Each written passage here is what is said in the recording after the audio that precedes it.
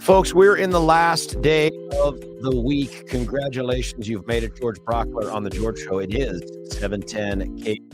Now live and local. We'll be such until 10. We'll turn it over to the national folks, the bigger boys. And then at 3 o'clock, I think Deb's back in the saddle. But for sure, at 4 o'clock, you are going to hear the dulcet tones of this man right here. His name is Steffan Tubbs, sir. How are you? I'm good, George. Good, Jorge. Good morning. Buen dia. I'm at the airport. Paging Dr. Brockler. Please pick up a white courtesy telephone. That's racist, but nonetheless, you are now. It's been a week, man. You're finally leaving town. Steffan is calling us from the El Paso airport. It's a small one, but they get the job done. How did it wrap up yesterday for you? Caught a little bit of the show, but also our conversation earlier in the day as you were watching 5-0 swoop down and grab up maybe 5-0 immigrants. How did that thing develop?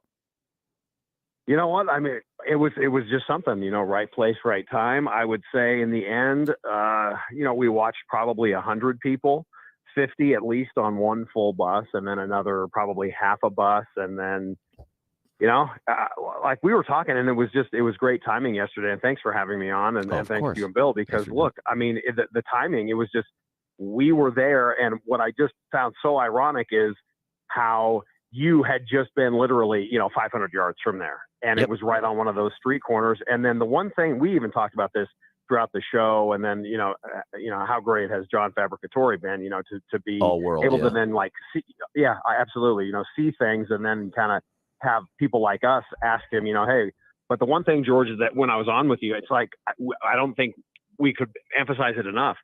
It's kind of a big deal for us. We're getting images and we're describing things, but for them, you just got to wonder, isn't this perhaps at least a daily occurrence, or is it, a multi-day, multi-times a day occurrence? And it's just a regular Thursday for them. And I'll never forget, talking to you as it's happening. And half of a van, they separated the men on one side and the women on another, and half the men, George, came out laughing and smiling, and maybe somebody told a great joke. We're here. We made it. Right. Or see you later tonight. I mean, it was actually just kind of a perfect wrap up to yesterday, and I'm really glad that we just happened to be on together when it was happening. The other thing to put that in perspective, you'll remember that back in December, maybe the 13th, 14th, that period of time, they were experiencing, they being the El Paso folks, 2,400 a day that they could estimate 2,400 a day were pouring over the border. Yep. And the anticipation was, if Trump's Title 42 went away and the Supreme Court kept that from happening, it was going to rise to 6,000 per day at that one area. I mean, that's insane to think about those numbers. Mm-hmm. And guess where they go? This, they're dispersed into various places, including Colorado. And that is one of the things that I'm glad, I know that you and Deb and on my program, that's what we've been talking about, is there are those tentacles that don't have to reach too far away. I mean, all things considered, what is it, a 95-minute flight? And then it's all of the ramifications. And one of the things, since, we talked yesterday morning, I will say that in just kind of taking an overview and looking back, it's like, man, with my kind of lane being just the narcotics and the drugs, so many people within DEA and other agencies, both on the record and off the record, I mean, brother, they're not giving any indication that, well, at least it was worse back in 2012. No. I mean, they're talking about like today, especially with fentanyl, that it is more critical and more concerning than ever. And frankly, without trying to be fear-mongering, that should concern every single American.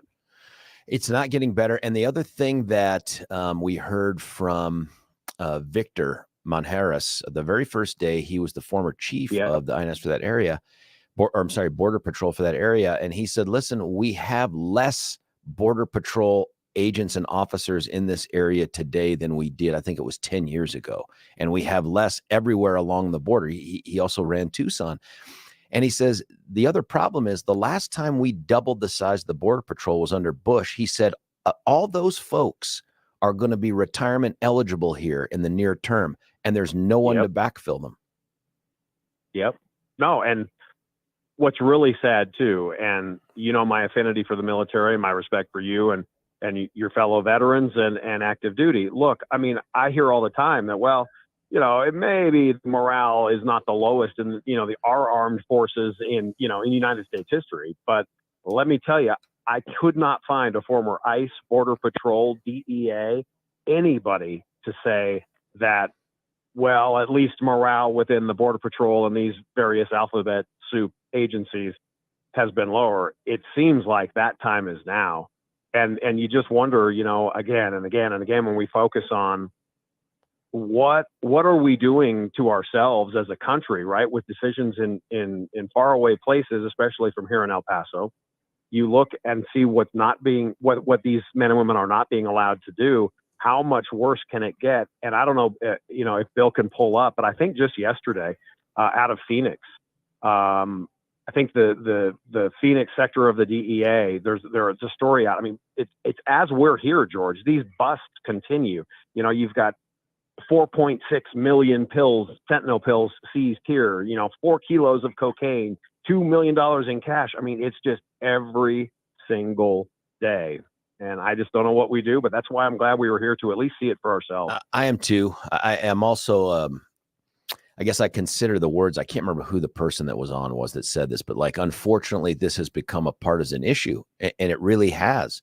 If you look at the efforts that were made under the Trump administration, whether you thought they were effective or not, they were efforts to try to stem the tide of illegal immigration.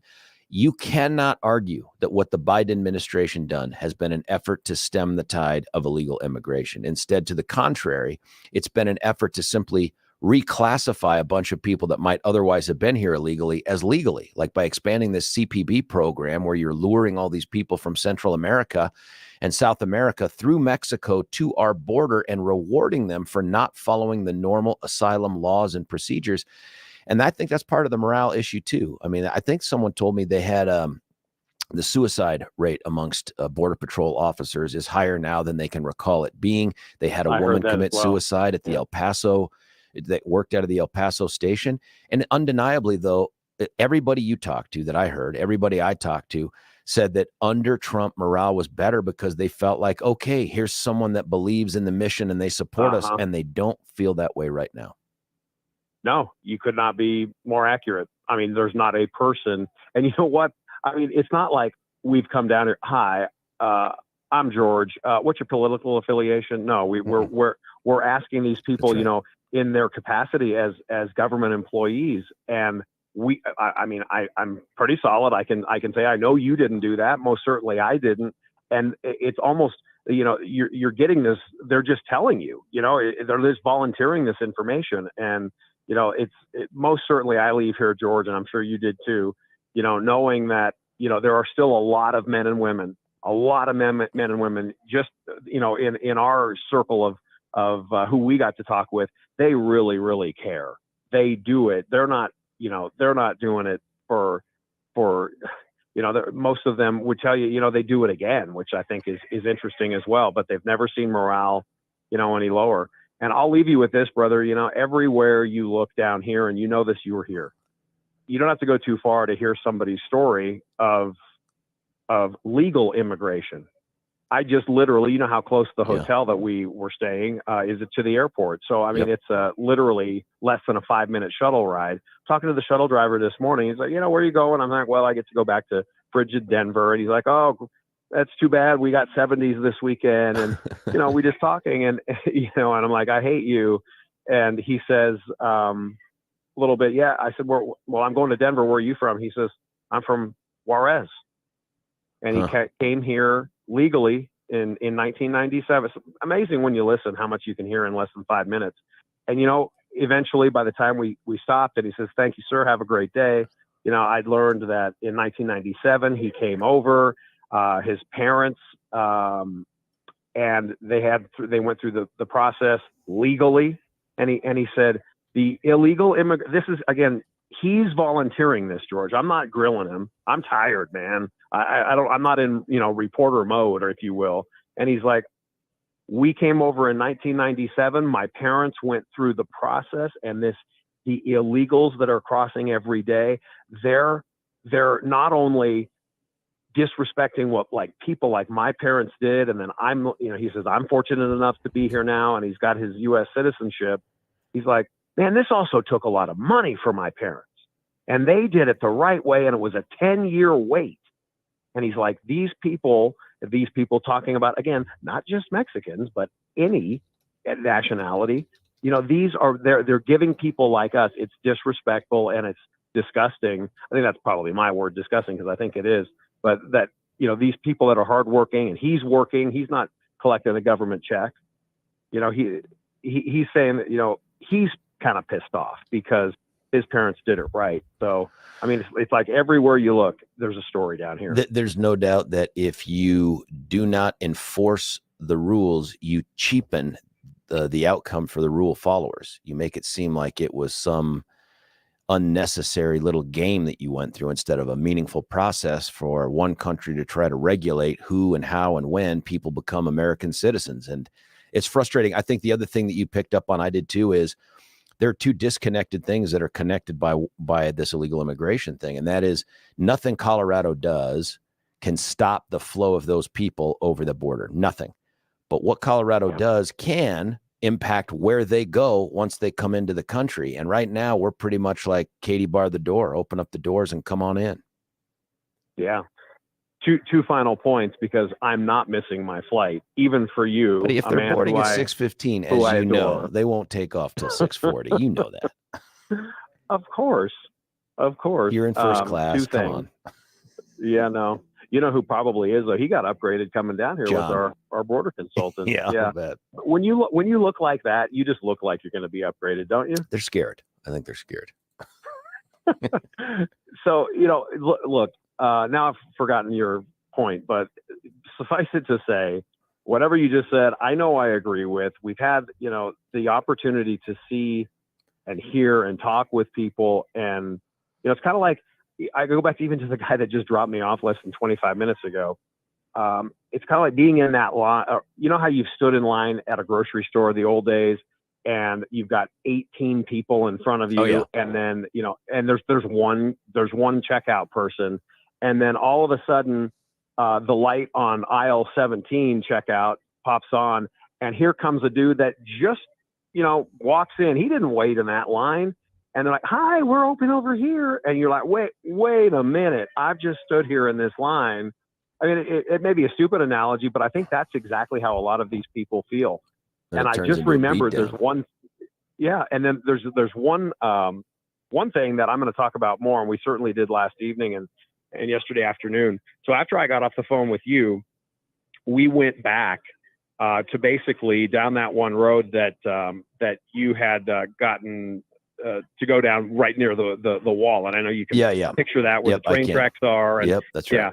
Yeah. And so we were down there, and Kelly Michaels, who did just an awesome job for us. He was great on the radio with you too yesterday. He was great on the radio. Thanks. Yeah. I mean, I was really glad.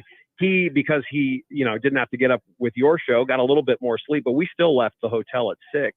Wow. And so he gets to get to see the wall. And, when you see it, it's one thing to hear Trump say things about the beautiful wall or see aerial drone footage or still photos. But until you stand right next to it, I think, at least for me, it's hard to have the enormity kind of sink in. So then we spend maybe 45 minutes out there. And then as we're getting back into the car, we're maybe 200 yards from the wall. And as I'm getting into the car and everybody else is basically in, I hear this little kid yelling. And I look over and it's just one little boy, and I don't know what he was yelling. I couldn't hear. I heard the noise. I didn't hear even in Spanish. I didn't hear return my pesos or something. Give me back. I did not touch those pesos. I mean, I touched those pesos. I never took them. That's bad. I told you as a sidebar, man. That's like the Greg Brady tiki thing. You did. That's like the tiki thing in the Brady Bunch. You just leave that thing there. Don't touch it. Yeah, I know. No. Yeah. Was it? I don't even know if it was Bobby or Peter. But anyway, leave that thing there. Don't bring this onto my family. So anyway, I just as I closed my driver's side door, everybody's in. We've got 5 people in the vehicle, and I looked at John in the front seat and I said, I gotta go talk to that kid. And he says, if you're going over to the border, he said, this is cartel territory. Oh boy. I'm coming with you. And I said, yes, you are. And eventually we all got back out. We walk up, George, to the wall, and there is the cutest, chubbiest little, what he described himself, 12 years old, name Jesus. And, he's 5 feet. Behind him is just total squalor and trash. Yeah. There are stray dogs, or I would say stray dogs, but I mean, they're probably, the pets or his dogs. And, they're running around. You hear roosters, crowing in the background, and chickens are walking around. And, we're looking up, and there are at least 2 men who are watching us. And, John's, whispering to me as others were talking in Spanish to the little boy, watch out, these guys are not what they seem. One guy, maybe for about 30 seconds, tried to work on some kind of cinder block wall. And I'm like, really? That was that was what you were going to do at this exact moment. But the point I bring up is that was right after I'd talked with you. And it turns out that this little boy, I asked him, I said, Estados Unidos, you ever come over? Yeah. And he said, no. And he said, that's his dream, but he has no papers. And even if this we had a great debate last night, because it's like, did this kid dupe a bunch of people from Denver? We never gave him a thing. No one gave him $1. Nobody gave him anything. We didn't have any food. We didn't give him any water. I'm not saying that we wouldn't, but again, it doesn't matter to me. And you know this as a dad, and you have younger kids than me. A 12-year-old is a 12-year-old. And unless, he's pointing a gun at you, I mean, I got some compassion in my heart. And I'm wondering, even if this kid is lying, we asked him, why aren't you in school? Más tarde. And he's like, I'm just really late or whatever. But, you look at that and you just go, wow.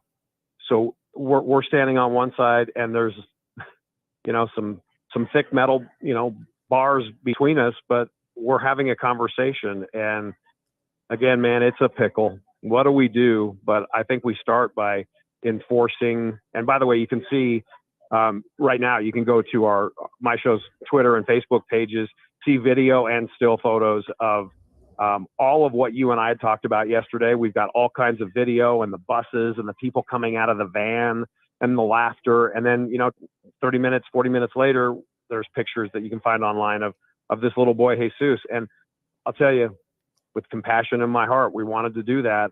I wonder, how long does that kid get to live on this planet? Does he make it to 50? I don't know, man. But I also appreciate too that you have spent time trying to balance the outrage and the policy failure that has been what's going on and the impact on us here in Colorado, but also balance that with what has to be something we can't let go of, and that is our own morality and our own sense of humanity. 100%. And the interesting part is the pushback that you have gotten when I had on that guy from the rescue mission, the pushback where there cannot be another side to the coin. There is only, they are criminals, they are this, and it's like, well, hang on. I don't disagree with the labels and stuff, but then what?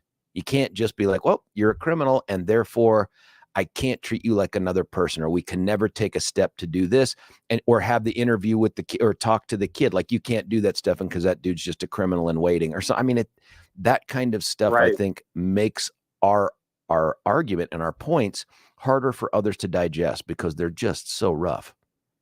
No, I couldn't agree with you more. And, here's the one thing that I kept thinking, because, there are people going, well, while I feel compassion for that little boy, and then fill in the blank, all of the answers that aren't necessarily the wrong answers. But again, there's also this part of my heart, and I know yours, and for the vast majority, I think, of people, you do at least get to realize at the end of the day, this kid may be lying to us. The one thing I thought was strange is he had perfect teeth.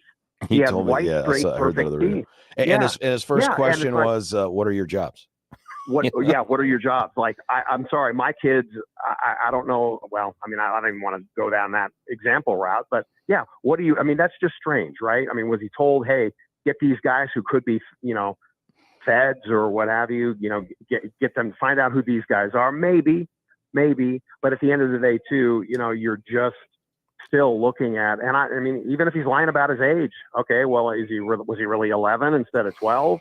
Was he 13 instead of 12? I mean, he this little boy was still around that age. And then the one thing about the criticism, and I know you took it, and I'm glad you gave it right back. Just because we have people on the air does not mean that we endorse and agree with every single word. And I've never understood why people, especially on our side, quote unquote, they don't want to hear the opposing view. It's like, wait a minute, you're the same person that says, well, we need compromise perhaps. And then, when we as a radio station put somebody on with you're diametrically opposed to their views. But I mean, again, they're not full endorsements. Why do you think so many people say retweets don't equal endorsements? But I'll say all of those critics, and if maybe you listening right now, you've seen the pictures of this little kid, Jesus. Was that even his name? I don't care. You look at those pictures and you go, you shouldn't have done this, or you should have done that. Okay, first of all, the first time, let me know the next time, actually, when you're talking with a 12-year-old and you're on this side and he's on the other and you're talking through a border fence, don't throw stones till you've been there. And if you've got even a heartbeat, George, you just can't look at that kid like Jesus and go, cartel, criminal, screw you, hope you die. No, you just can't do that. Dr. Steffan Tubbs, you're being paged for your chartered jet flight back here. I'm going to do my OJ Hertz airport run right about. I just pulled a hammy. I can't do that. Buddy, you'll be back in the saddle at 4 though, right? You're coming to the studio? Yeah, brother. And it was really great to, be alongside you and hear your stories and the great guests that you've had. Thanks to Bill and everybody, of course, back, they all y'all kept us on the air. And again, I mean, we didn't come down here to just try to convince people that everybody should do this or that. It's just, I think it's been a really great week. And here's the good news. At this rate, the way this radio station takes us on the road, we'll be back on the road in 2027. Yeah, but the thing I want them to focus on is the devastation that is taking place in Oahu. I'm not sure what the source of it is, but we need to find that out. It's some kind of bacteria, I think, within the sand, and I think we should go check it out. Steffan Tubbs, safe travels, my friend. We'll be listening to you at 4:00. All right. Thanks, brother. Much love. Bye-bye. Yeah, see you, buddy. Hey, that was Steffan Tubbs giving us the update as he's boarding the plane to come back home from El Paso, where we were all week. I did that trip on Wednesday night and made it back. I think Deb and her husband come back today or last night. I can't remember. So she may be in the saddle today at 3:00 as well. Listen, we have exhausted that first segment of the hour, which is fantastic. I love the interview with Steffan. Let's cut away for a break, and then we're going to come back to Billy. I totally screwed this up. Did we not keep the losers from the You Choose the News and do our, we're going to have to do it without the voting today. We did not set up the people for voting. That's my fault. Oh, man. Let's see what we can do. Let's see what we can figure out. But we've got You Choose the News coming up after the Thorpe Report, which will make things super clear about what's going on in the day. And then we'll get into the rest of the show. Got some guests lined up in the 7 and the 8 o'clock hour. I'll let you know how that turns out as those things get firmed. Yep, that's how the sausage gets made, folks. Stick around. It's George Brockler on The George Show. You're listening to 710 KNUS. Want to take your favorite radio station wherever you go? Well, now there's an app for that. No matter where you are, stream your favorite shows. Tap the app to listen to podcasts. Talk back to your favorite local hosts. At the tone, leave a message. Call the show. Set your alarm. Enter contests and win prizes. All in the palm of your hand. Available now for iOS and Android devices in the App Store or Google Play. And best of all, it's free. Download today.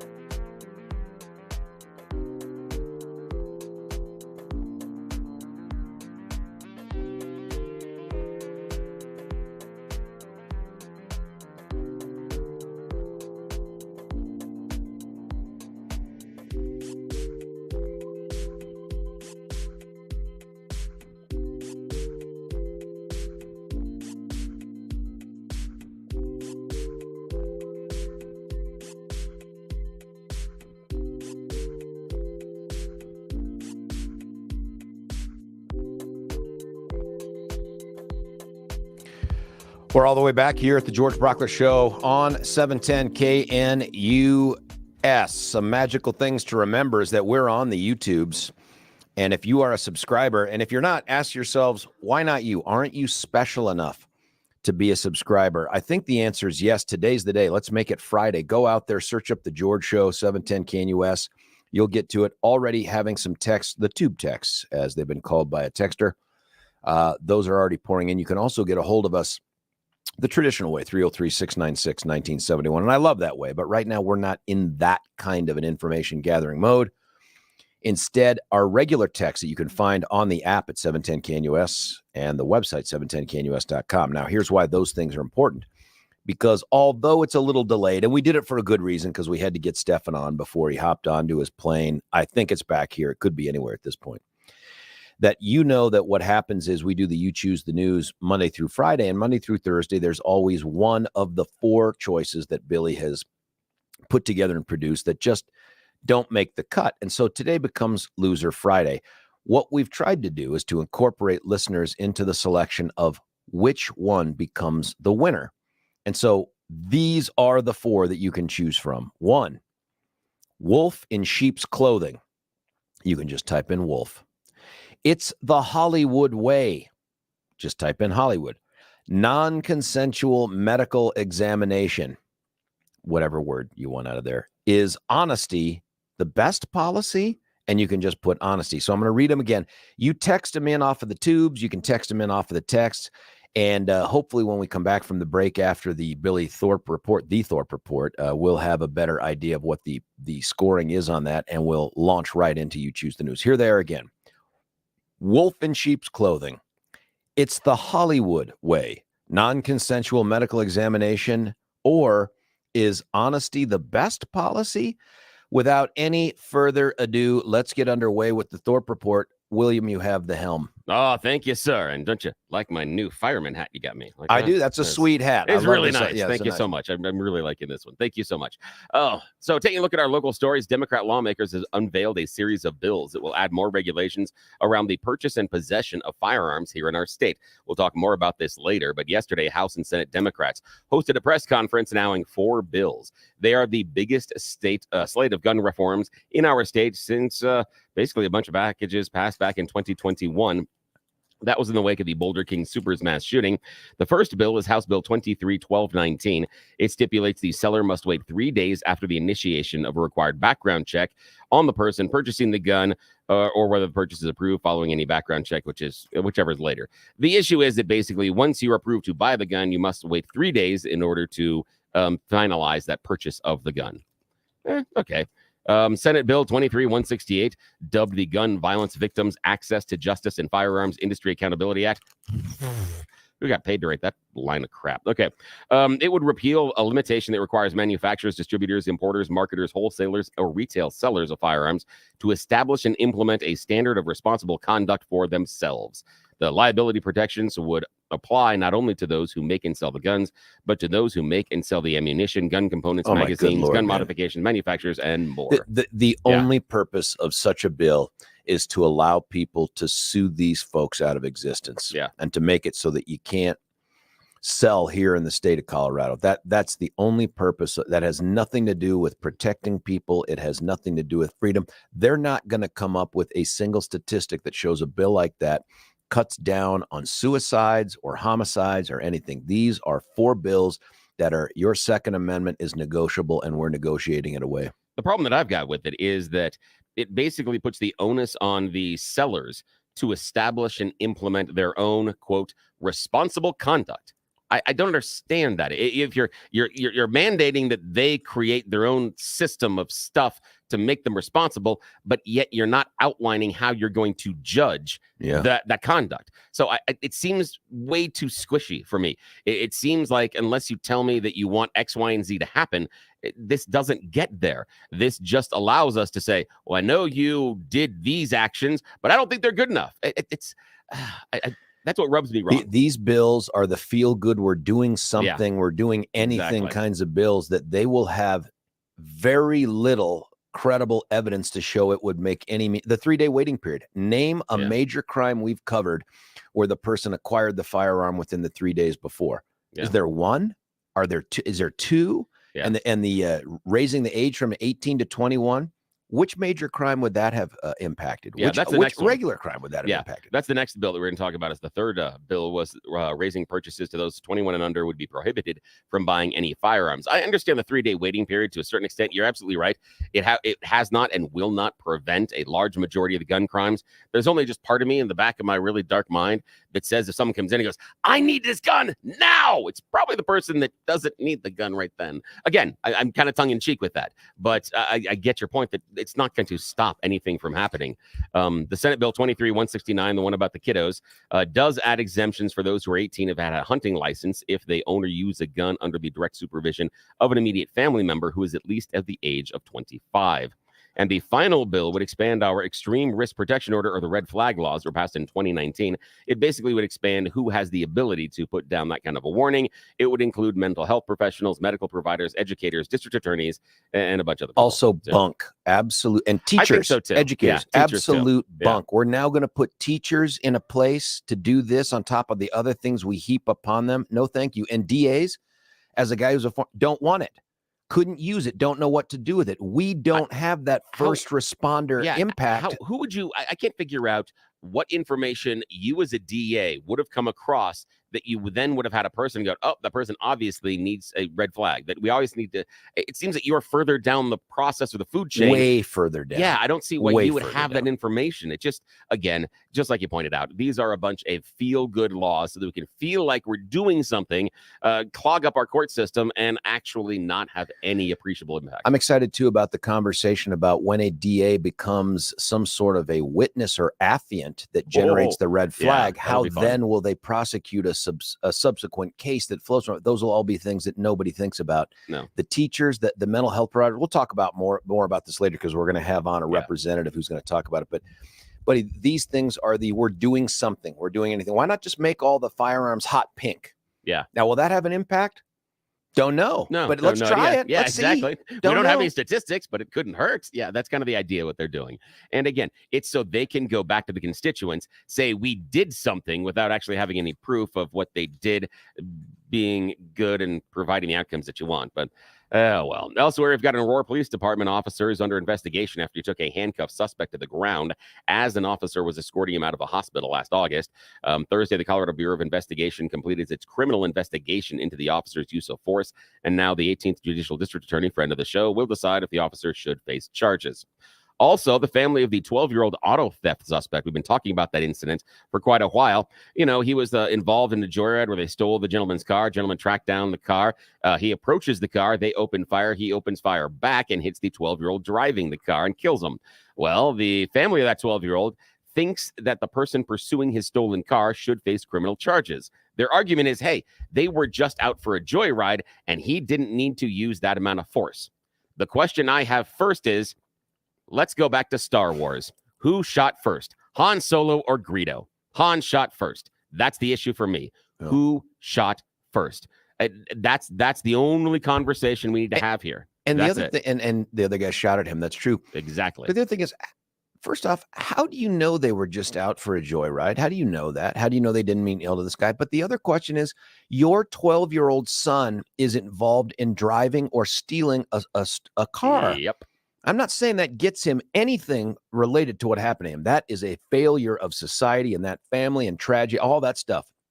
But at what point do you look at each other and go, what happened here? Yeah. Like, I can't envision any of my kids stealing a car. Yeah. I got one of the four. But it'd be the family car. That's different. I'm just saying. That's totally different. And I'm just saying, we've known this. And I'm not going to out the child. We've known this since that child was 5. We were certain which one of the 4 would be the one that was going to steal the family unauthorized car. use to the family car. That is one thing. Obvious. But can you see that same person going out and stealing someone else's? I can't either. No, there's no way. How does that happen? Yeah.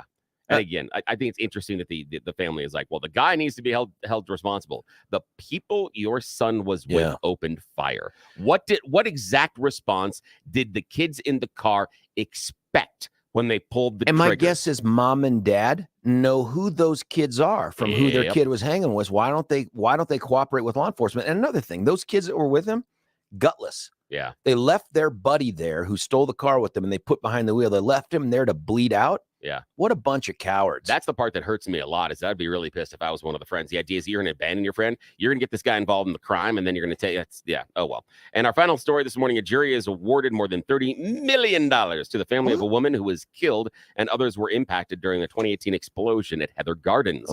Excel Energy was the sole defendant in the lawsuit and will now have to pay roughly $3 million with interest for what the 6-person jury determined, or $30 million with interest, determined was its share of responsibility for the explosion that killed Carol Ross. How are they going to possibly make up that $30 million? I mean, what tools does Excel have? Yeah. Oh, yes. That's right. Watch for our bills to go Raise up. our rates. Yeah, that's it. Now let's get some of that voting in for the. Now listen, we've had votes coming in on the YouTubes here, but on the tube text, but also on the regular text. I'm going to read these things again. There is already a pretty clear front runner. I don't want to tip who it is, though. Wolf in sheep's clothing. It's the Hollywood way. Non-consensual medical examination, or is honesty the best policy? One of those 4 has a ton of votes. One of them has no votes. Let's change that, man. Get in there. Get on the tube text. Hit us with what you want to hear first. And you can do it on the regular text at 710knus.com and the 710knus app. And when we come back, we'll get to know, we'll pull the wrapper off of who's the biggest loser right here on The George Show at 710 KNUS.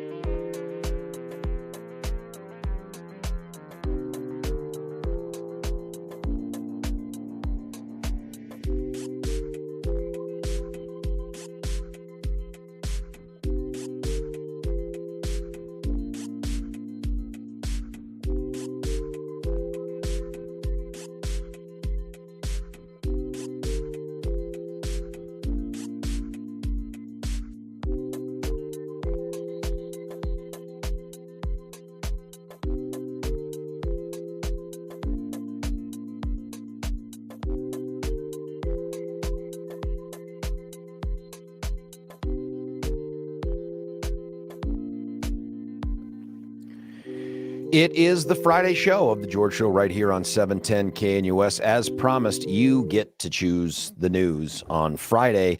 Our winner, and at some point we need to develop some sort of a drum roll thing here, but our winner, non-consensual medical examination. I love you guys. And then after that, Billy, there's a tie between Wolf and Honesty, and Hollywood came in last. You figure out what to do after that, but take the helm, my friend. Oh, you are my favorites. I appreciate you guys out there. And sadly, we have a brand new theme song because the old one disappeared. But yes, it is time to play everybody's favorite radio news game show, You Choose the News, where we have scoured the interwebs this week to find ridiculous stories, giving them even dumber headlines to play this fake radio news game. Why? Well, because they haven't told us to stop so far. But today, it's Friday. That means it's Loser Day. We're going to see the best collection of losers this park's seen for many a year.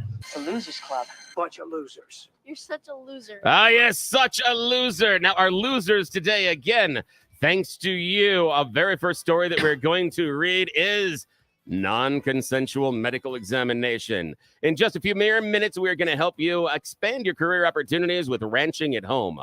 You're curious, but first we must play the game. Alrighty, non-consensual medical examination. We are traveling to the city of Cincinnati, specifically the University of Cincinnati Medical Center, and a doctor who has had his license suspended thanks to the state medical board.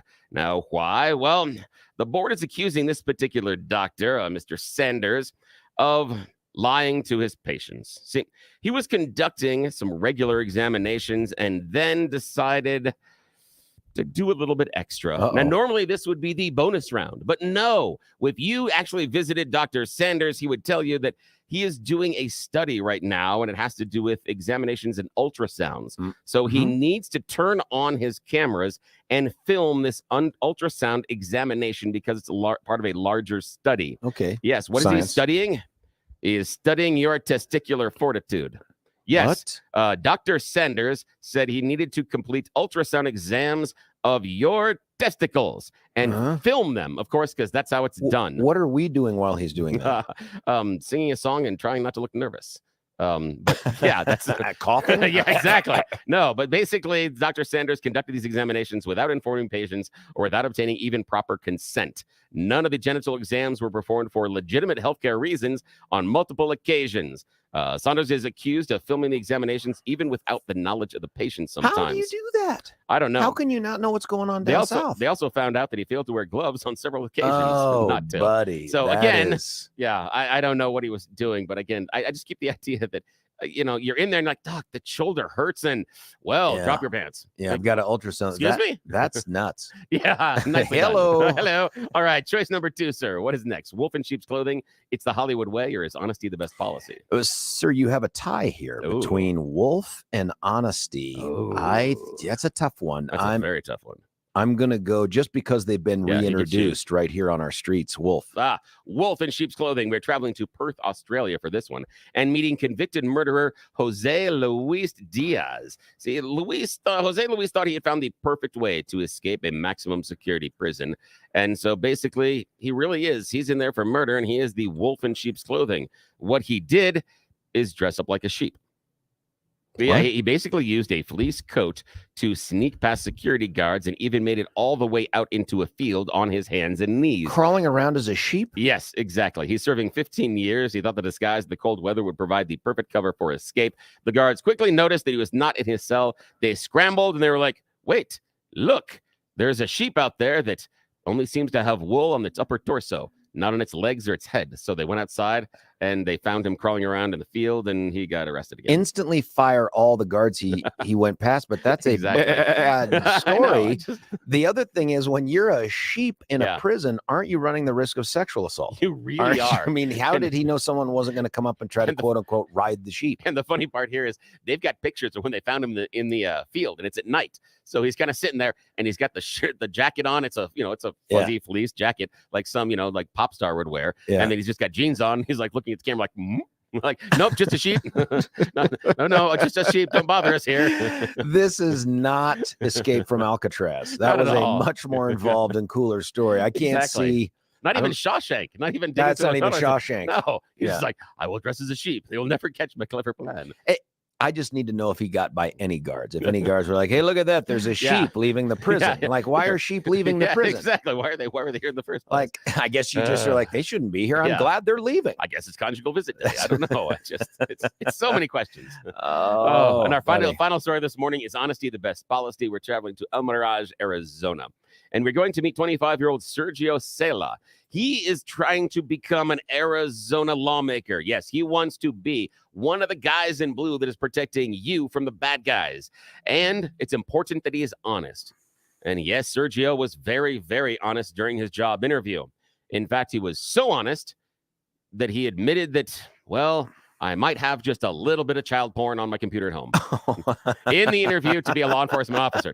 So the interview for being a law enforcement officer quickly went from an interview to an arrest. And so, yes, the 25-year-old Sergio was arrested. His computer was investigated. And yeah, he did have said pictures and now is going to be on the other end of the law enforcement he didn't career. Get the job. No second interview. No second interview. None at all. I think at that point, though, one, you're impressed with his candor. Yes. You can't deny that. But two, not at all, you don't stop asking questions, right? Like if he's willing to own that, do you just go with and tell us about the bodies you've buried? Exactly. You know, or where are like the hands? And I'm just telling you, if you see the mugshot, dude looks like a guy that have child porn on his computer. He's got does he have the hair that looks like it was combed with buttered toast and all that, and the little porn stash and all that? He doesn't have the stash, but the haircut is a giveaway. And he has a very dark but Billy, that's the thing about it. Like when you see a news report and they put up a picture of anybody and say child porn, child sex assault, it doesn't matter. You look like that label. It doesn't matter who it is. You put that up there and you're like, I could see that coming. Yeah, I knew it. And that's the end of today's show. And sadly, I am your perennial loser. But hey, George is your ever-loving winner. But today, we are proudly sponsored by Mr. Wizard's Cockroach Wrench. Yes, you need to find a way to make extra money around your house. And hey, bugs are becoming the brand new thing to eat. So we can tell you how to turn that infestation into monopolization of the new cockroach market. You think your house is filthy? No, you are just ahead of the game because you can be part of the next generation of cockroach ranchers to make bugs the next edible entertainment and joy. Back to you, sir. Well, Billy, you've outdone yourself. I'm bummed about the music, by the way. We're going to have to talk about that. I don't know who would have stolen that. Listen, when we come back, we are going to be joined by Representative Don Wilson. He's going to talk to you about the legislature's latest efforts to take away your Second Amendment rights or certainly make them harder to exercise. Stick around. It's George Brockler on The George Show. You're listening to 710 KNUS.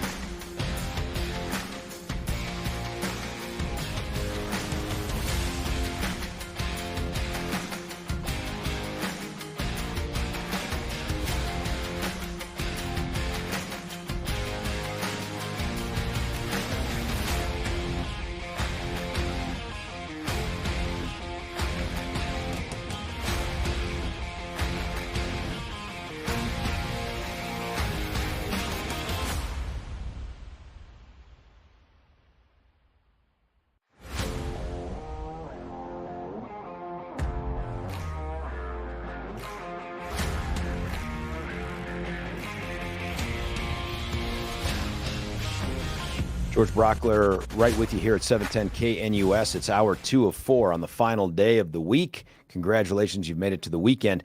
The legislature that's in session right now, as you know, is dominated by the progressive wing of the Democrat Party. They have a supermajority in the House, a near supermajority in the Senate, and they're starting to flex their muscle when it comes to reining in your rights under the Second Amendment and, frankly, other liberties as well. It would be hard to point to a single measure that has been, I guess, been highly touted by the left that actually advances the cause of liberty in the state of Colorado. But this latest barrage of bills, they call them a suite, 4 of them, that State Senator Steve Fenberg rolled out yesterday. These are the ones that we need to start discussing, and we're going to do that right now with Representative Don Wilson. Sir, thanks for joining us. Hey, thanks for having me, George, and welcome back to Colorado. Yeah, it was eye-opening, man. If you ever get the chance, maybe you've already done it, Don, but if you get the chance to go down there to the border, it just gives you a different perspective of this topic. It's one thing to see it on Fox or on the YouTubes or whatever. It's another thing to go down there and see how it all plays out. It's eye-opening, and as you know, probably better than anybody, the impact on Colorado, its taxpayer-provided services, everything is very, very real. But thank you for welcoming me back. Now, listen, first, before we get into this, Don, would you please tell listeners a little bit about your background? Like, I want to know, did you grow up here in Colorado? So I did, yeah, I grew up here in Colorado, joined the Marine Corps, did my time in the Marine Corps, came back to Colorado, most recently was the mayor of Monument, and I'm a STEM school instructor and a firearms instructor. You're perfect for this conversation, but Don, we got to get some background stuff out of the way. First, why couldn't you get into the Army? What was the reason they gave you that made you go to the Marines? Well, from my understanding, Army was those that aren't ready for Marines yet. So correct. And Don, where was high school? Littleton. You were a Littleton Lion. I was. Dude, you were right. At the time, you were right in the mighty 18th Judicial District. You are a local kid. Now, what made you make the decision to go from the executive of the fine town of Monument to throwing yourself into the wood chipper that is the General Assembly? Why do you hate yourself? Why would you do that? Wanted to spend some time in the only remaining sane asylum in Colorado. I think that's true. During redistricting, I had there, during one of the hundreds of maps, it looked like there might be an opportunity for me. I reached out to my great delegation that I have here at the Capitol and asked them, was this a good fit for me? And I got great feedback from Senator Lundeen and Assistant Minority Leader Geithner and Representative Carver. And as redistricting went on, that kind of went away, 300 maps later. But then it wasn't long after, coming up to the election cycle that Representative Geithner had some priority changes and asked me if I would be interested in running. So I went ahead and ran, and it worked out really well for me. And now you're right there, neck deep in it. And yesterday, the progressive wing of the Democrats, that's actually redundant, came forward with 4 bills that would impact our Second Amendment rights. Talk about those. And then I want to ask you, like, given our sparse numbers, I mean, you guys are the Spartan 300, you know what I mean? How do we change or defeat these things? But that's secondary. First, describe for us the bills that are at play here. So I do want to say it was kind of entertaining to have the fire alarm go off twice. I read that during their press conference. Yeah. We kind of thought maybe it was a Democrat just trying to build some drama on it, but maybe it was. Turns out it was just a divine warning, like, don't do it, don't go there. It could have been. So they announced that they're going to bring forth 4 bills. One of them is the expansion of red flag. That one, to make it include teachers, healthcare providers, district attorneys, and right now it just currently includes police, basically law enforcement and family. But this would give it more people capable of petitioning for an emergency. What do you call it? An emergency risk, an extreme risk protection order. Don, yeah. I don't know how that strikes you, but when I think about the teacher one, I think it's one of the dumbest things I've ever heard in this way. Even if a teacher were inclined to want to dime out one of the students that's going to continue to return to their class, that teacher then signs an affidavit. And if it progresses past the initial temporary order, they then have to go to court when it's challenged to give testimony on it. If that happens, it's going to take place when the court is open, and the court is open when school is open. So are we now going to have teachers leave the classroom for an untold number of hours to go to court to provide testimony against a student about their concerns about them having that? And that's if we get to find someone that's like that. I can't imagine the teachers that we have now with all the things we burden them with is like, yay, another thing to be trained on, another thing to be a part of. I just can't see it. I don't see it either, but at the same time, we have seen in the past, we've seen these days where teachers take off and, they all take the day off and protest, or what do they call it? A sick day? That's right. And protest something else. So I think having teachers involved creates a huge issue for not only the student, but the family too, where what's gonna be the standard of what makes these teachers move forward with a red flag? And what do you do now? Is it a vehicle to get the kid out of your class?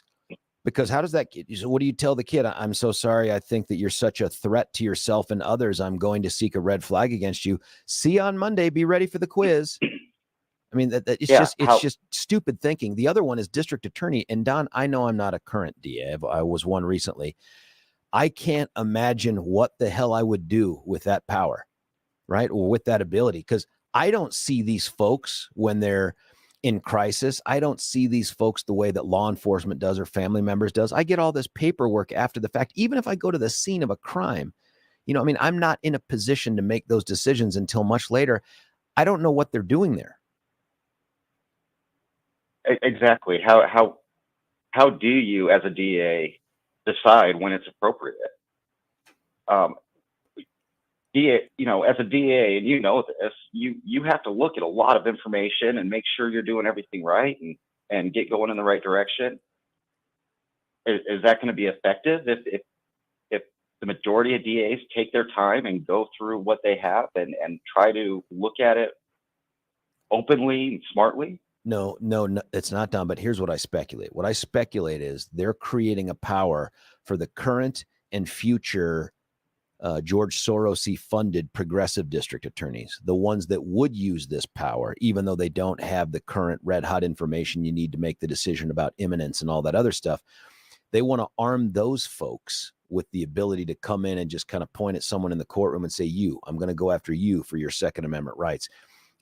This thing is just ridiculous. But let's talk about, there's 3 other bills here, but that first one, and the mental health providers, I can talk about the Tom Sullivan one. He came forward and said that the mental health provider in the case of his son's murderer didn't know what to do and didn't have any authority to do anything. True. But I got to be honest, based on my interview with her, both in person and in the courtroom, there's no chance she would have pursued a red flag against this guy either. Now, I'd love to hear from her if she's willing to come forward, but that wasn't my sense of it at all. They didn't even seek a 72-hour mental health hold on this guy to suggest that they were somehow going to seek a red flag, that she would do that when she's trying to cultivate a relationship with a patient. And that's what she was trying to do.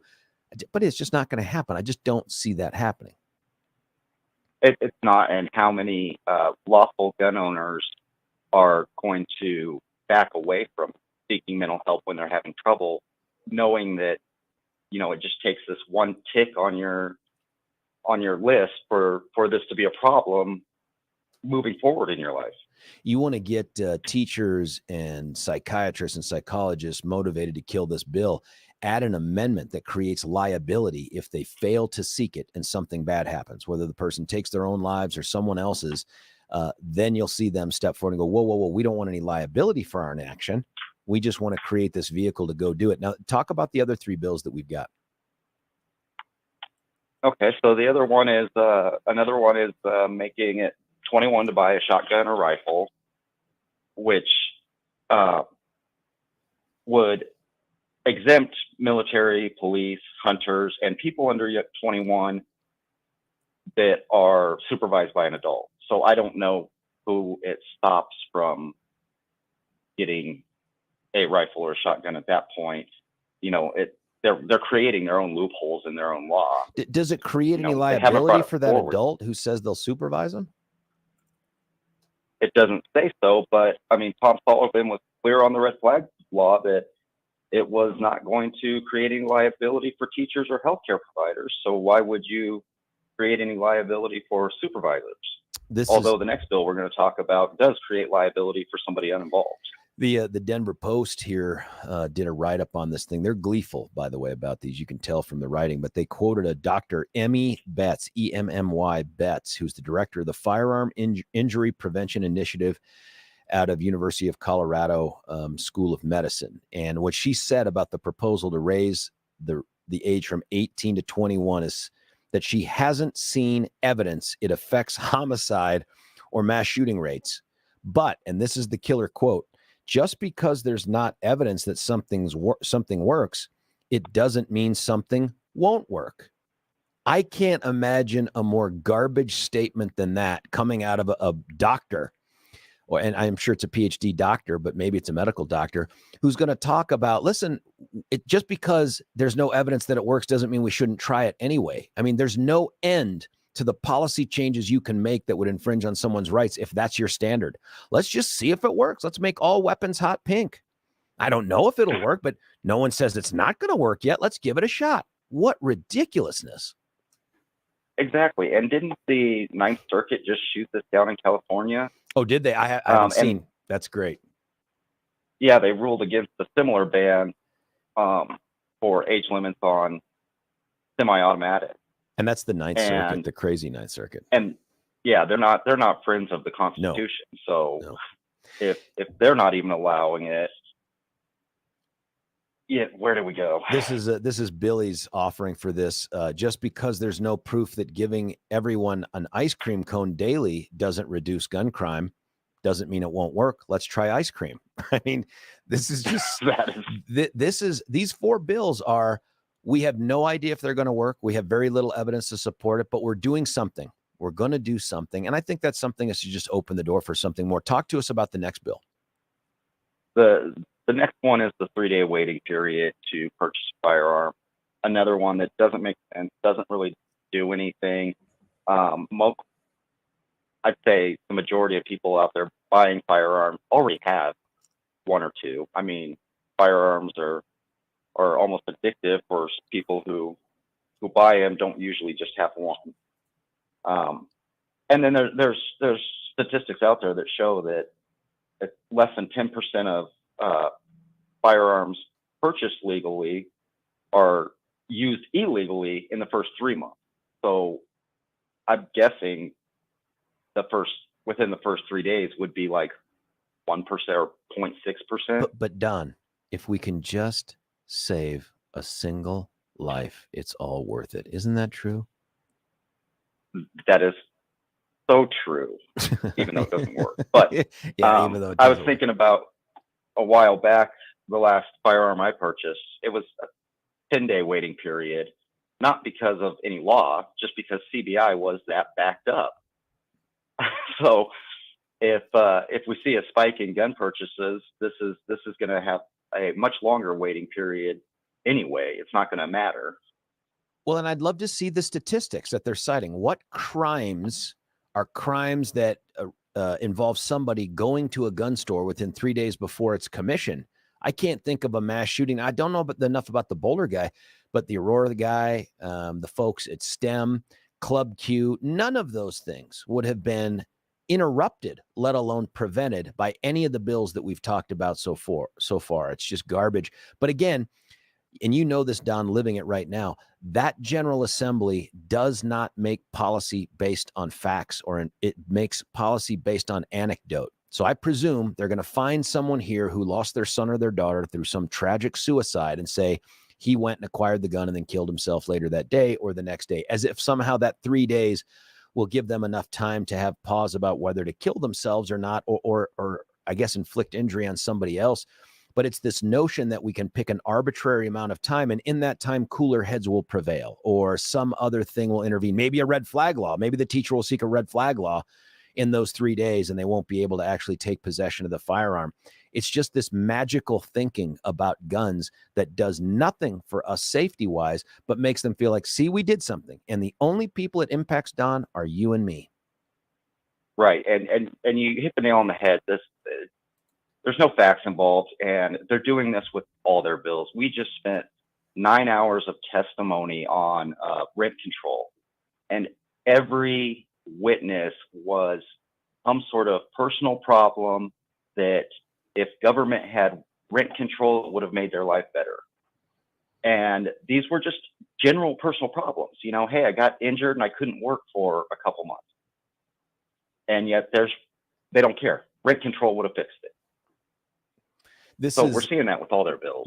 And it's going to be super true with these, because you're going to have the real tragedies here. I mean, I'm taken with a party and an ideology that professes the idea that we really, really want to stop suicide. But, oh, by the way, euthanasia, good to go. Abortion on demand, good to go. But suicide, we've got to do everything we can to stop it, including infringing upon law-abiding citizens' rights. I mean, it's just a weird hypocrisy that exists there with that party. Yes, it is. It's anti-productive. They're actually doing things that actually do the opposite of what they're saying they're doing.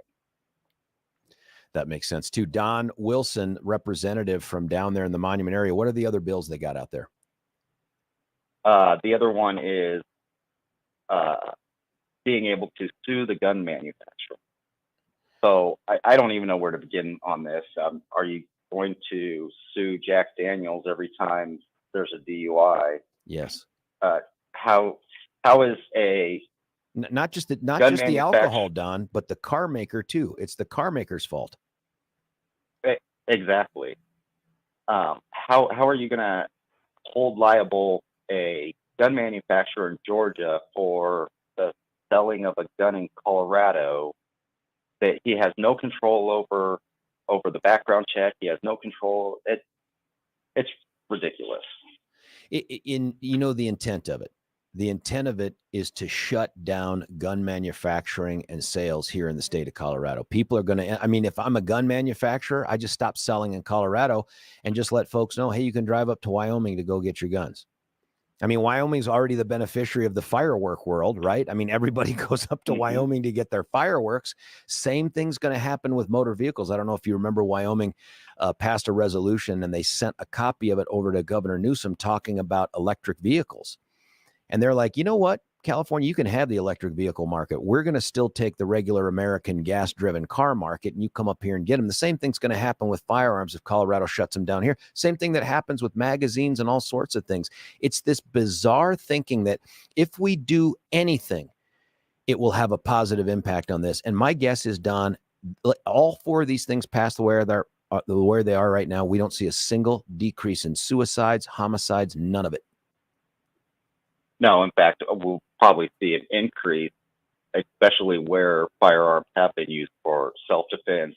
And a lot of those cases, you don't get a lot of statistics on. They don't make the news because it's a matter of just pulling out your firearm and somebody backing off, and it doesn't get reported. Because of laws like this, people that do that are not reporting that they had to do that.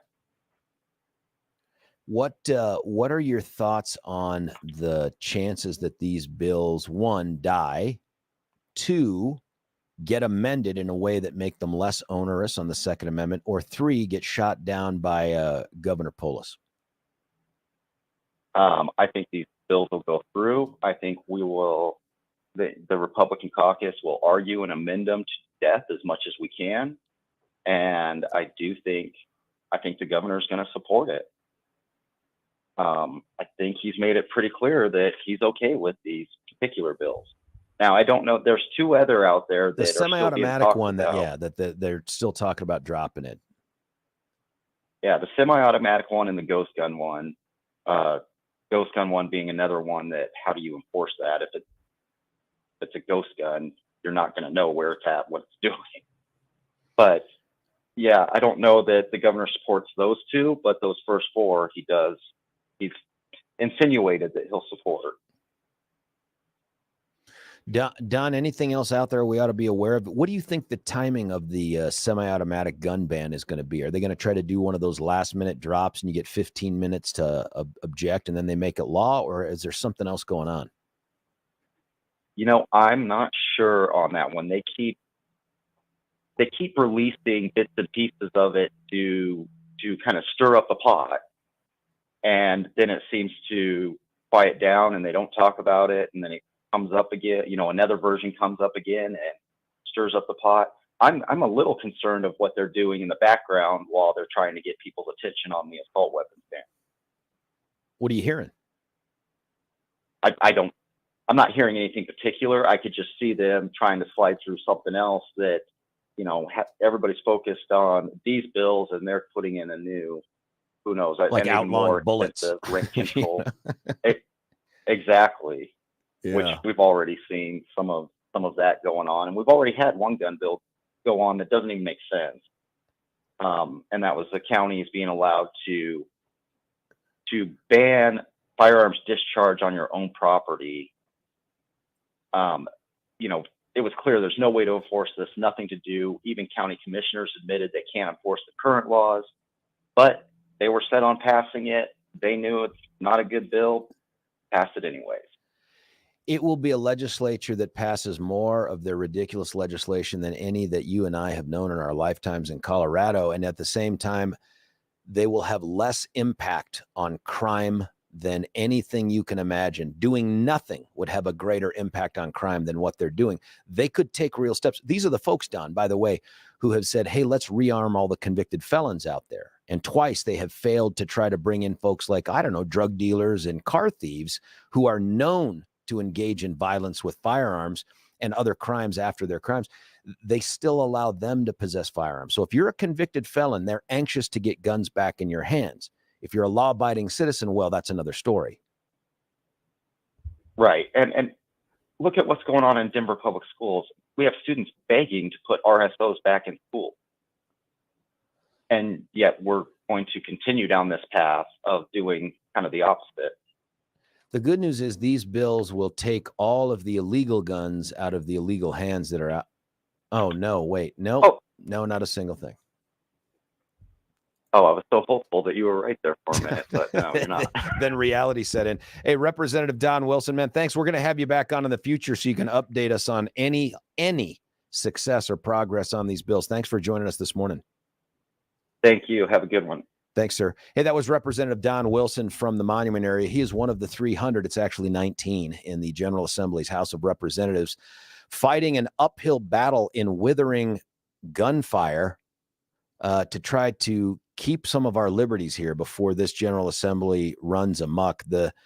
We'll talk about it when we come back. Listen, I'd love to get your reaction to these four bills. What do you think? I see people texting in here saying this is why people are leaving Colorado. I agree with you, man. And this isn't going to end. We haven't even seen the big daddy of them all. I think they want everybody to expend their ammo and their emotion and intensity on these four. And then they're going to drop let's ban bullets and semi-automatic weapons. That's just what these folks think. And it will come as little shock to them because they'll find excuses for it, that crime doesn't drop an ounce or that suicides don't abate by a single digit. None of these things will have the difference making that they're pretending that they will. And yet we all feel super good about it. So we're going to do that. Stick around. Join us with the conversation. We got the text going on. We've got the YouTube text, the tube text. You can give us a call at 303-696-1971. Before I cut away, I was just about to jump off, and then Billy gave me that look, and I think he's right. Got to tell you about our friend Gay Ribble at Empower Home. And the reason I got to tell you about her is I told you that every day I get sort of an email update on certain homes in certain parts of the area where I live and just sort of what's going on with the prices. And I have over the last 2 days seen a successive number of multiple houses being listed. There was a time there, folks, where I didn't. It was one or two, and it was price reduced. Now it's new listing, price increase. You can see this market is not dead. It's not even suppressed or depressed. It's still going out there. And so as you think about, is now the right time to jump onto a new house because interest rates are going to go up a little bit? And I think the Fed has given every indication that they're going to do that. Or if you have to move, or you want to move, or you're going into a place where you can take care of mom and dad, or you're moving into a place where you don't have to take care of kids anymore. The person that you go to have that conversation is Gay Ribble with the Reynolds and Power Home team. And you do that because their numbers are just undeniable, whether it's the $30,000 or more on average that they get for you for your house, the fact that they sell the house more quickly than the average 43-day realtor out there, the free workshops like empowerhomefreeworkshop.com, empowerhomefreeworkshops.com. Or it's the Sold in 5 program. These are folks that have been doing this so long, they've been able to create programs that are tailored to you and your specific needs. Give them a call, 833-301-SOLD, 833-301-SOLD. I'm telling you, even if you're just thinking about it, give them a call. They'll give you the straight scoop. They'll tell you whether it makes sense to wait now or to strike now or to figure out some other. They're the ones that can answer those questions, and they'll do it for free. Give them a call, 833-301-SOLD. George Brockler, George Show, 710 KNUS. Want to take your favorite radio station wherever you go? Well, now there's an app for that. No matter where you are, stream your favorite shows. Tap the app to listen to podcasts. Talk back to your favorite local hosts. At the tone, leave a message. Call the show. Set your alarm. Enter contests and win prizes. All in the palm of your hand. Available now for iOS and Android devices in the App Store or Google Play. And best of all, it's free. Download today.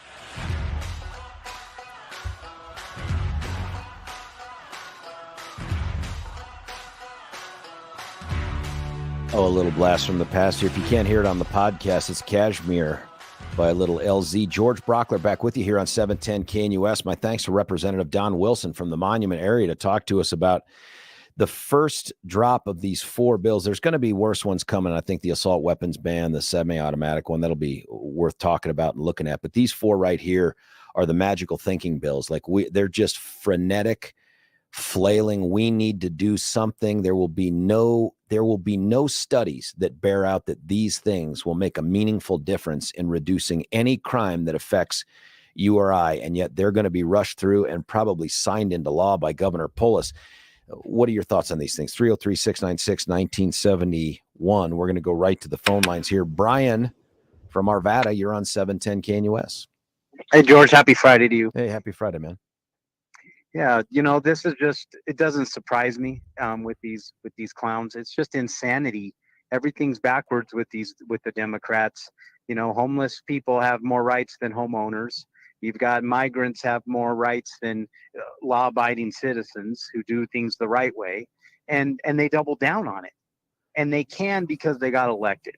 And so my first point is just, I wonder what Polis is going to do, because we knew these guys were going to do this. We knew they were going to ram this crap down our throats.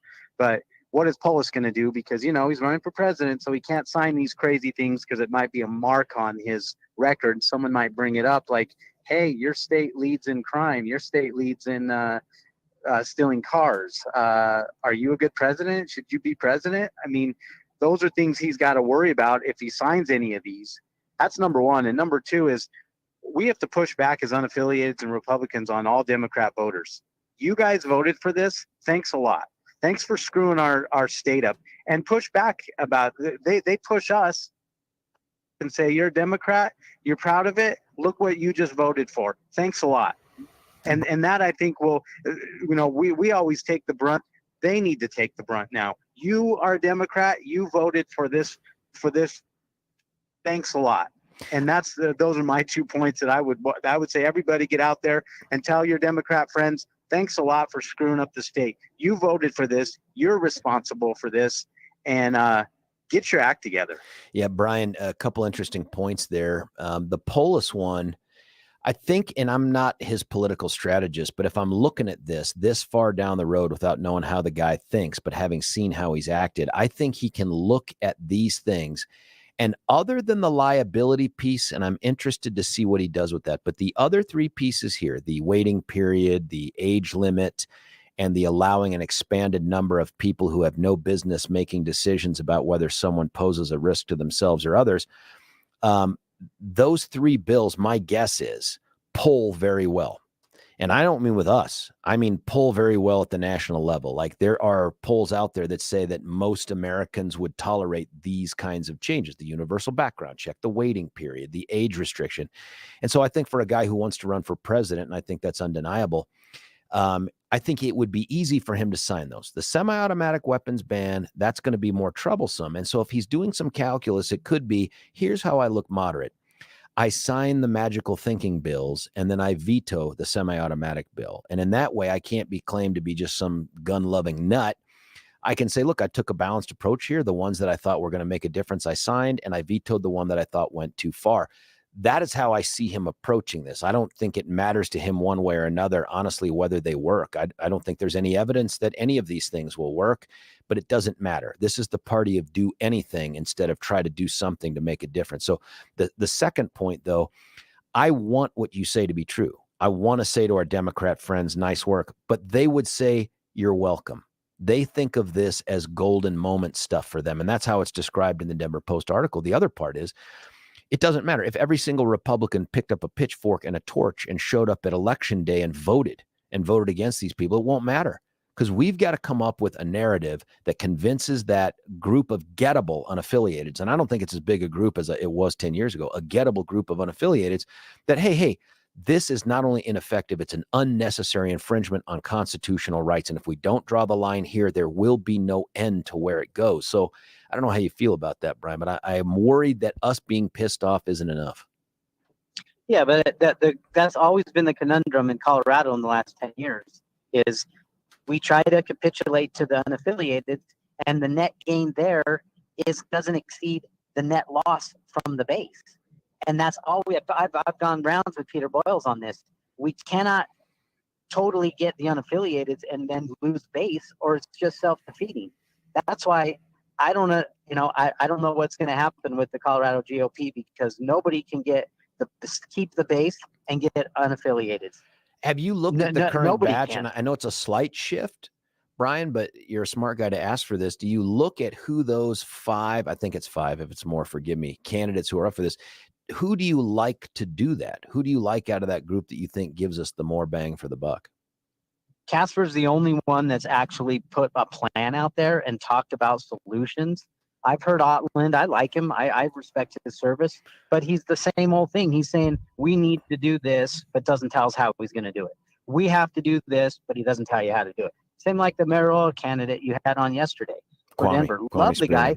Yeah, Kwame, love him, but he didn't say how he was going to do it. We need to do this. This has to happen. But he can't say what he's going to do because he's going to lose the base. That's why he's not going to win in Denver. Even though he probably is the best candidate to turn the place around, he's not going to win. But that's what the GOP does the same thing. They say, we need to do this, we need to do that. And Casper's the only one that I've heard 3 or 4 times tell us how he's going to do it. Well, that's what I want to hear. We're going to try to have on all those people, Brian, honestly. And frankly, ask them how. Don't ask them what needs to be done. We know what needs to be done. I agree. Otland told you the other day everything that we need to do. Okay. No, I could have told him that. I agree. We need to know that. We did a little bit of that with Kwame Spearman in his first interview, which I don't know if you know this. Yesterday's interview generated coverage on 9 News. I don't know why, but apparently they cited the show and some stuff that Kwame had said there. What that tells me is 2 things. 1, the 9 News folks are listening to the show, which is kind of flattering in a weird way. But 2, they see Kwame as a threat. They see Kwame. Oh yeah, they want to throw him under the bus. Right. Like they want to report on this guy. And the fact he's on your show. Yeah. The fact that he's on my show, that fact alone, they describe it as conservative talk. Yeah, that's right. I agree with you. They see Kwame as somebody who doesn't jive with their version or vision of what Denver should be. And that kind of makes me like him even more. Even though I disagree with the stuff he said yesterday on the Sanctuary City stuff, it makes me like him more because you're like, okay, he must be getting close to something important here if these folks are turning on him. Well, cleaning up Denver requires, I boycotted Denver 4 years ago. Cleaning up Denver requires a person to take a stand against all these far left organizations. And no one will do that. So Denver will never be cleaned up because nobody will ever stand up against the far left. And you have to do that to clean it up. We know that. It won't get cleaned up on platitudes. Well, Brian, I appreciate the call, man. This conversation isn't going to end here, as you know. And I told you, I'm going to try to get Casper on. I know we're supposed to get Eric Odland on today. We had to move him around a bit to accommodate Representative Wilson. We'll see if we can't keep him on. But I'd love to get all of those candidates for GOP on before the vote coming up here in a couple of weeks, because I want to ask them these questions. And, as a lifelong Republican, I'm interested in the direction the party's going to take. And I can tell you, no matter which one of those 5 wins, it's a different direction than the one we're on now. And I'm just interested to know if it could be a successful one. Brian, thanks for the phone call, man. Have a great weekend. Listen, Frank, other folks calling in at 303-696-1971. I promise I'll get to you. We're going to cut away for a quick break. We'll do our quick drop with the super smart Amy Duncan, and then we'll get you on the phone and we'll have this conversation until the 8 o'clock hour when I believe we're going to be joined by the district attorney for the mighty 4th Judicial District. His name is Michael Allen. Stick around. George Brockler on the George Show, 710 KNUS.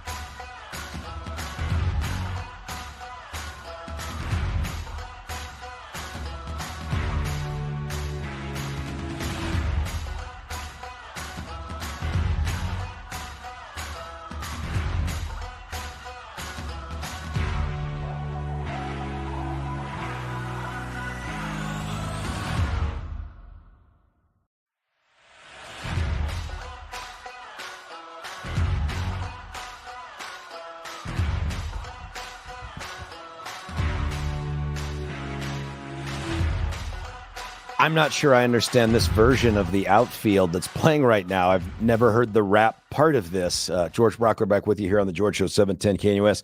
If it's Friday, it's Alpine Planning to make us smarter. We are joined by, and we missed Amy on Monday because the markets were closed, but they're open today. Amy Duncan, how are you? Well, good morning, Mr. Brockler. I'm defrosting this morning, I think, right? I hope so. Jeez Louise. It's supposed to be 50 and 55 this weekend, Amy, so you got plenty of outdoor time. You got it, man. You got it. Well, hey, George, I got to be a little bit briefer this morning, so we'll pick up a bunch of Q&A next week, but I want to tell you, amazing work that you and the KNUS team did in El Paso. Oh, that's so nice. Absolutely fantastic coverage. Yeah, I had multiple clients talk about enjoying the shows and the coverage and the exposure. So great work down there. Thank you for that. And I think what I'm reading between the lines is I was better than the other two, but I think as a team we did really, really well. Thank you, Amy. Yes. Well, you can interpret the data. Read the tea leaves whichever way you like, my friend. Yeah. What's going on? Well, you said markets were closed on Friday for the President's Day holiday. I wish they were closed today. I'll tell you what, this has been a brutal week. Just we did have a little bit of recovery yesterday, but right now we've got the Dow off 440 points again. Ooh. The S&P's down a full 1.5% at 7:50 in the morning. NASDAQ is off almost 2% to start the day. Basically a reaction to the consumer spending report that came in for the month of January. There was a big rebound. Normally this would be a good thing, but of course the aftermath is as follows, and that is the inflation numbers have not gone down the way that data and analysts would like to see. Therefore, the expectations are for the Federal Reserve to continue in their raising rates through the summertime. But nonetheless, again, big rebound in consumer spending. In January, it jumped 1.8%. This is a huge deal because consumer spending accounts for over 2/3 of economic activity. Of course, we are a consumer-driven economy. Yep. Some people are simply attributing this to the biggest, cost of living adjustment that was ever, or not ever, forgive me, since 1981. 65 million Social Security recipients, of course, got an 8.7% increase in their check. So I'm going to kind of wrap up, George, with, we've talked about the roller coaster ride of the first couple of quarters. We encourage people not to panic. And lastly, I'd like to just mention this. Had a longtime great client mentioned a quotation yesterday on our review call, and I think it kind of resonates with how we work with our clients, how we build portfolios, and the decisions that investors need to make. And that it takes time to do it right, but it takes more time to do it over again. So as you consider your portfolio and any strategic decisions that you need to make, let's get it right the first time, right? Let's talk through it. Let's plan properly, because doing it over again often has consequences and takes a heck of a lot more time and energy. So have a fantastic weekend, Mr. Brockler, and we'll be ready to rock and roll next week. Short, sweet, and to the point. You two have a great warmer weekend. Alpine Planning Group. It's a comprehensive financial planning firm committed to improving your long-term financial success. Long-term's the key. Investing is a matter of trust, and you can hear it in their voices, folks. They're prepared to earn yours. Call them today. 303-843-0918, 303-843-0918. Enjoy the warmer weather, Amy. Thanks, George. Appreciate you. Securities and investment advisory services offered through Woodbury Financial Services, Inc., member FINRA SIPC and registered investment advisor. Alpine Planning Group and Woodbury Financial Services, Inc. are not affiliated entities. 14 West Dry Creek Circle, Littleton, Colorado, 80120. Frank from Evergreen, you're on 710. What do you think, Frank? I'll support what Amy said. Mega dittos. That was incredible. Oh, thank you. This week. Loved it. Gosh, that's the only way we're going to complete the agenda that Trump started, is by showing the truth, telling the truth. And the truth is Democrats lie, cheat, and steal and kill babies. And if you vote for them, that's what you're doing. What's your sense on these gun ones? Oh, it's just absurd. I mean, it's so absurd. I'm not even sure where to start. This has been absurd for so long. Yeah, I'm a gun owner, been a hunter my whole life. Started hunting when I was 14 with my dad. Yeah, it's I worked at hunting clubs, ran dogs, all that stuff. And, I'm not going to tell you my personal arsenal, but because people turn me in. But but anyway, yeah, no, it's awesome. Got to keep telling the truth. Otherwise, that's the only way the Trump agenda is going to get completed, whether it's with Trump as president or somebody else. But you got to keep the ball rolling. I don't know how this thing resolves, because it seems to me that the things that we've discovered are not like, oh my gosh, no one ever knew this before. This is just us getting it firsthand and reporting it back. I just don't know if the other side cares, man. I don't know if they truly believe that it's a crisis or that it needs to be resolved. I think they look at it as, well, they're too busy on Facebook. I mean, it's just crazy. We don't do ourselves any favors, and I'm not sure I'm talking about we, but the we, the other conservative / Republicans don't do themselves any favors by doing all these butt monkeys. They say, hey, there's 5 million people came across, but this, but that, but this, but it's not worse than Trump, but this, but that. There's no buts. It's worse. Democrats lie, cheat, and steal, and kill babies. Well, listen, Frank, have a great warmer weekend. This issue isn't going to go away. I really do appreciate the kind words. And I know that Deb and Steffan are going to hear from them too. I'll pass that along, but they'll get them off the podcast they listen to as well. Listen, this topic isn't going to end either, not just the border one. And if you want to be part of it, not even if you want to, you need to be a part of it. Go to 710knus.com. Click on that banner, on the Colorado Undivided banner, and sign the petition. And if you just sign it, that's one good thing, but do a bunch of good things. Send it out on your social media, send it to your friends and your family, even if they're outside of Colorado, and say, please help us to save this state. When we come back, we're going to be joined by District Attorney for the 4th Judicial District. His name is Michael Allen. He's out there fighting the good fight in and outside of the courtroom. We'll chat with him next. Stick around. It's George Brockler on The George Show, 710 KNUS. Want to take your favorite radio station wherever you go? Well, now there's an app for that. No matter where you are, stream your favorite shows. Tap the app to listen to podcasts. Talk back to your favorite local hosts. At the tone, leave a message. Call the show. Set your alarm. Enter contests and win prizes. All in the palm of your hand. Available now for iOS and Android devices in the App Store or Google Play. And best of all, it's free. Download today.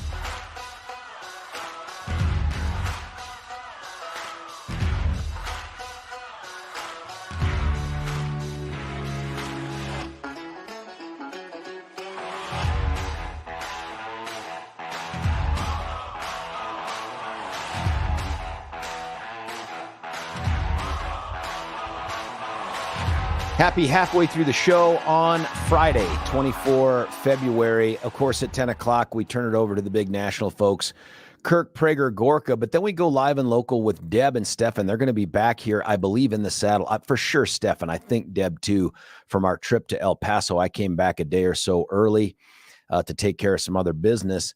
But stick around, listen to their wrap-ups for what they learned, what they experienced down there in El Paso. Speaking of El Paso, there's a county just to the south of us here that is part of the 4th Judicial District. That is El Paso and the mighty Teller counties. You'll remember we spoke with Sheriff Jason Mikesell, kind of the hero of the day out of Teller County yesterday, for his victory over the ACLU and attempting to try to enforce the laws and help to, I guess, stem the tide of the impact of illegal immigration on the criminal side of things. Also, though, in El Paso, while all that was going on, there was a real prosecutor. And when I say that, folks, I don't mean it as a pejorative to others, but it's going to sound like that. There was a day when district attorneys, elected district attorneys, were also accomplished and experienced trial attorneys, and they would go to trial as DA. And off the top of my head, I'm thinking of guys like Pete Weir, like Mitch Morrissey, even Bill Ritter in his day. I've done it. John Kellner's done it. Well, if you just go a little bit further south on the 18th, you get to the 4th Judicial District, and we have a real live, real courtroom trying cases prosecutor who happens to be the elected DA. He's a friend of mine, friend of the show. Welcome back, Michael Allen. Good morning, George. Thanks for having me. I had a chance to listen to you with Don earlier this morning, and a question that we both have for you is, what happened with you going into the Army? The Department of the Navy wouldn't take you? Listen, don't make me turn Don against you between the Marines and the Navy. That's an even more vicious and personal fight than the Army and the Marines. Of course, Michael Allen, also a veteran, and they just make the best public servants. Now, you just wrapped up the preliminary hearing for a huge case, and I want to be clear up front. I am well aware, as you know, Michael, I am well aware there are limitations to things that you can discuss. And so no question I ask you should be interpreted as getting into those areas. And frankly, if you thought they were, I presume you'd say pass. So what I want to do is talk about the procedural stuff. And then I do want to ask you about some things that came up in the prelim, because I don't even know if it was live streamed or if there was a way to watch the recorded version of it, but I don't think so. What did the judge decide on that? So it was live streamed on WebEx, but it was not allowed to be recorded. So media members were able to watch it. Members of the public were able to watch it, but there was a strict requirement to no recording, no pictures taken of the screen, anything like that. Now, what we're talking about is the preliminary hearing for the, I guess we have to say the alleged Club Q shooter. It was scheduled for 3 days, like it should have still been going on, but it ended a lot more quickly than that. Did you anticipate that going into it? Was the judge just being super generous with his time? I kind of anticipated that it would go quicker than we set up for, but you never can tell exactly how much cross-examination defense might do. And defense team on this case, they did a really good job of cross-examining the witnesses. But, we're efficient at our jobs, and we were able to establish the burden that we needed to. And when you say establish the burden for the preliminary hearing, tell folks it's not a mini trial, but tell folks, why did we even have to go through this on the way to trial? It's basically just a check in the process, right? And allows the judge to get a first look at the evidence, making sure that we have enough probable cause to proceed. And once we establish that burden, the judge will make a ruling binding the defendant over for trial and scheduling that. We also had a secondary purpose, and that is his bond, the defendant's bond. So that's called a proof evident presumption great standard that we had to satisfy, meaning the proof is evident and the presumption is great that the defendant could be convicted at trial. And when the judge makes that finding, the defendant can be held without bond for that trial. I do want to point out, though, that even though the court made those rulings on probable cause and proof evident presumption great, that by no means lessens the requirements that we have at trial. This defendant, like all, are presumed innocent until proven guilty beyond a reasonable doubt at trial. 100%, man. And you and I are firm believers in this. The only way we can get to justice, the only way this system works, is if you can find people who will come into the courtroom and truly embrace the notion of innocent until proven guilty. I mean, that's the only way this system works. Otherwise, we look a lot more like those other countries you'd never want to be arrested in. I mean, that's what makes us great. So I appreciate you saying that. For purposes of the presentation, because I didn't get to see it, did you play any portion of the video from inside Club Q? Did you play all of it? What got displayed? We admitted the video surveillance from inside the club, and we also admitted a body-worn camera from the first officer that arrived inside the club. We did not play those in open court, and that was for very calculated reasons. One, we have the Victims' Rights Act in Colorado, where you have to treat, and it's the right thing to do. You want to treat all victims with dignity and respect, and putting that kind of media into the public sphere, I think, would do a disservice to the victims and the people that were affected in this shooting. But then on top of that, I think if you put something like that in, and I can tell you the description that we gave the judge yesterday and on Wednesday, is that this video is very graphic, and you put something like that out there and then the media starts trotting it out at the evening news, I think it really impacts your ability to get jurors that haven't seen that and made a decision before they even hear the evidence in the case. Well, and you're right. Really, it's really just a two-pronged thing: victims protection, and then also protecting that fair process that you mentioned a moment ago. Right. The defendant, yeah. Yeah, look, my presumption is, and I don't need you to guess on this, but my presumption is at some point after the other procedural maneuverings that the defense engages in, they are likely to file a motion for some kind of change of venue. That's what happened in the Aurora Theater case. And so the ability to find folks who can sit in there and be fair and not be tainted by the evidence, and those questions will come up in a lengthy jury selection process. You just don't want to make it harder, and you didn't need to for purposes of proving probable cause. So I appreciate that. A question I've had from a couple folks, including media, was, did he need to put on evidence of the bias motivated charge? There are two charges. There's the felony, I think, and there's also, I think, the misdemeanor. I think you charge those both. Tell folks how the prelim works regarding those two charges.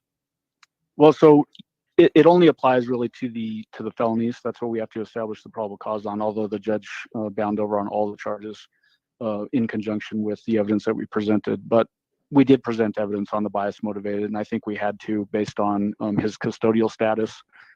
Basically, when somebody's in custody and they're presumed to potentially serve time in prison if they're convicted, basically Colorado law says you have to present evidence at a preliminary hearing if you have that hearing. Did the judge make a lengthy ruling on each of the, I think there's like 300 charges. Did he make a lengthy ruling on each for probable cause, or just do it en masse? In mass, yeah, and that's the way our argument was slated as well. Is instead of going piece by piece, that would have taken, just an inordinate amount of time. There's 320 plus charges that we've got in this case, and he just ruled in mass. And I want to ask you again only about evidence that came into the public's view for purposes of the preliminary hearing, but I didn't see it reported anywhere. The origin of the alleged shooter's alleged guns, man, it's so awkward to keep using that word, but you know where I'm going with this. Was there evidence that you guys put on about where they came from? A little bit, again, wanting to be respectful of the court's time and being efficient with presentation of evidence. We didn't put in the totality of the evidence on that particular point, but we did put in, because it goes towards premeditation and intent, right? The idea that if somebody goes through a lot of planning purposes to carry out a murder, we want to put some of that evidence in. These particular guns that the shooter took into Club Q on November 19th, there was a handgun, a 9mm, and then there was an AR style rifle / firearm. I think it would probably be best characterized as a short barrel rifle. Basically put in information about the origins of those guns. The only thing that is traceable based on the evidence we put in was the slide on the 9mm, so the upper portion of that firearm. The frame and every other piece didn't have any serial numbers on it, and then the AR style weapon was also not serialized, meaning that there was no way to really trace these firearms, and we had that evidence come in as well. Do you have any evidence then that these things were at all acquired by a federally licensed firearms dealer or somebody who would have followed the law in terms of checking a background or anything like that? Neither one of these weapons would have been subject to an ATF background check, and we had that evidence come in as well. The only piece, like we said, that was traceable, and this came in at prelim as well, was that slide on the 9mm handgun. That particular piece, per the testimony on Wednesday, was purchased by the defendant's mother, and then at some point transferred from her to him, but that didn't come in for preliminary hearing purposes. Look, the reason I ask you about that is, as you know, because this was part of a press conference you did a way back, there were folks on the left and folks in the media who were pulling their hair out, screaming that Sheriff Elder's folks and somehow even the DA's office somehow dropped the ball on getting a red flag law. My conclusion is that based on that evidence that came out in the preliminary hearing, unless it changes the trial, is definitively it wouldn't have mattered. That's exactly right. It would not have mattered. In let's just talk in general terms now instead of as it relates to this particular case. But anytime felony charges are filed against a defendant in the state of Colorado, there's a mandatory protection order that goes into effect. That is just as strong as, and I would argue actually stronger than, any red flag protection order or extreme risk protection order that could be issued by a court. It also typically, because we know how long felony trials or cases last in the criminal justice system, they typically will last longer than an ERPO would last, that mandatory protection order. So the idea that DAs should have been part of that process to begin with is false. You were part of CDAC back when that law was being debated. Yep. And I was at a meeting up at CDAC where it was specifically DAs were written out of that law. That's why the law requires law enforcement agencies to go through either the city or county attorney's offices, not DA's offices. The other part that you've hit on, I think earlier this morning, that I think is really just perfectly on point, is that the information that we get as DAs is very attenuated by time. There's not some immediate issue that we have with the case. Obviously, there's been an investigation, potentially an arrest.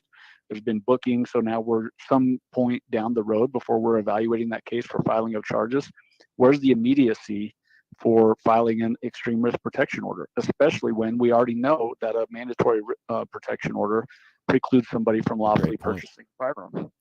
Great point. And it's not that a red flag order couldn't have some value. And I say that because, as you know, the protection order and the conditions of bond, those all are tied to the longevity of the case. Red flag isn't.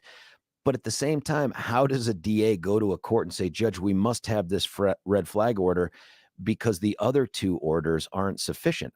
I don't. That's even if you could get over the idea that you have some current events, red hot information that law enforcement or family members wouldn't have access to. I just don't see how it works. There's more to that. Yeah, go ahead. Yeah, I was just going to point out too, the only way I think you could potentially have some immediacy impact that would potentially lead to a DA thinking, let's go with ERPO, would be, say somebody is on bond, they're on a felony case, and then they commit some bond violation, right? They threaten a victim or they do something else, right? That we become immediately aware of. The problem with that idea is that instead of going through the red flag process, what we would most likely do is file a motion to revoke that defendant's bond and back into custody, which again is much stronger than, if somebody's in custody, that's much stronger than an ERPO would ever be. Yeah, I agree with you there. Can I shift gears a little bit here? Back to Q, and then I want to get away from it. Just tell us what the next setting is. There's an arraignment, and I think it's in May. Is that right? Yeah, May 30th at 3:00 is the arraignment. So for people that aren't familiar with arraignment process, basically that's when a defendant in a criminal case enters a formal plea. In, I would guess, wouldn't you say, George, in 99% of cases at that arraignment, they enter not guilty pleas. That's what we expect in this case as well. Yeah, short of there being some resolution of the case, which I don't want to interfere with anything you're doing or talk about it, but as a DA on most cases, unless there's some agreed upon resolution, and in a case of this magnitude, that would be shocking to me. It could happen, but it would be shocking to me. I think that's true. The other thing, though, is that's a lengthy period of time for an arraignment. Was that an agreed upon time? Was it something that was requested by you guys? The court just did it on their own? No. So actually, Judge Michael McHenry, he's actually a former public defender, but he's a good judge, one of the better judges that we have in the Fourth Judicial. He basically heard from defense. Defense asked for a 4-month recess for that arraignment date. We asked for a shorter amount of time to just keep things on track. We asked for no more than 2 months. The judge ended up siding with the 4-month request, but then put very strict requirements in place, saying that if defense isn't ready to proceed at that arraignment date, there's not going to be a lot of monkeying around with the process from the judge's perspective after that. So he's doing a good job of keeping people on track. Yeah, that's interesting, because what that means is, and you've seen this a million times, Defense comes in and continues the arraignment over and over and over again, trying to avoid having to enter a plea of not guilty, because once they enter a plea of not guilty, and there's a mental health aspect of this, I don't even need to go down that road with you, but if they were to simply plead not guilty at that, what'd you say it was? May what? May 30th. May 30th. Then short of an agreement to go outside speedy trial, and we have a statutory speedy trial right in Colorado. At the constitutional level, there's no number that corresponds with speedy trial. In Colorado, Right. there's a statutory right to 180 days within the day you plead not guilty. That would mean, if that were true and the judge sticks to that, and there were no other delays due to mental health stuff and all that other, you could conceivably get this case tried before Thanksgiving, or at least started before Thanksgiving. Yeah, potentially. I mean, you've done big cases before, and I appreciate the point that you were making earlier about elected DAs that actually prosecute cases. I was a big admirer of your efforts on the Aurora Theater case, Michael Rourke on the Chris Watts case. Great example. Right. Just DAs that are walking the walk, not just talking the talk. I really appreciate that aspect of it.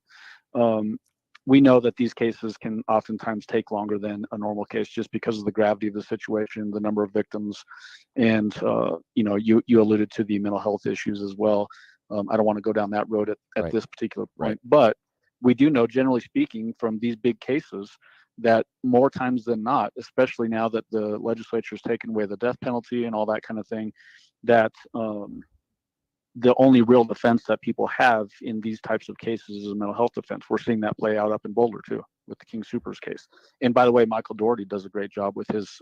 He's a real prosecutor too, man. That dude's in the courtroom. Yeah. Yeah. Let me shift gears real quickly here in the last minute or so. Well, I know you got before you do that, George, Oh, yeah. I just want to throw one thing out there. You had sent me a text saying you wanted to get on the Club Q case with me.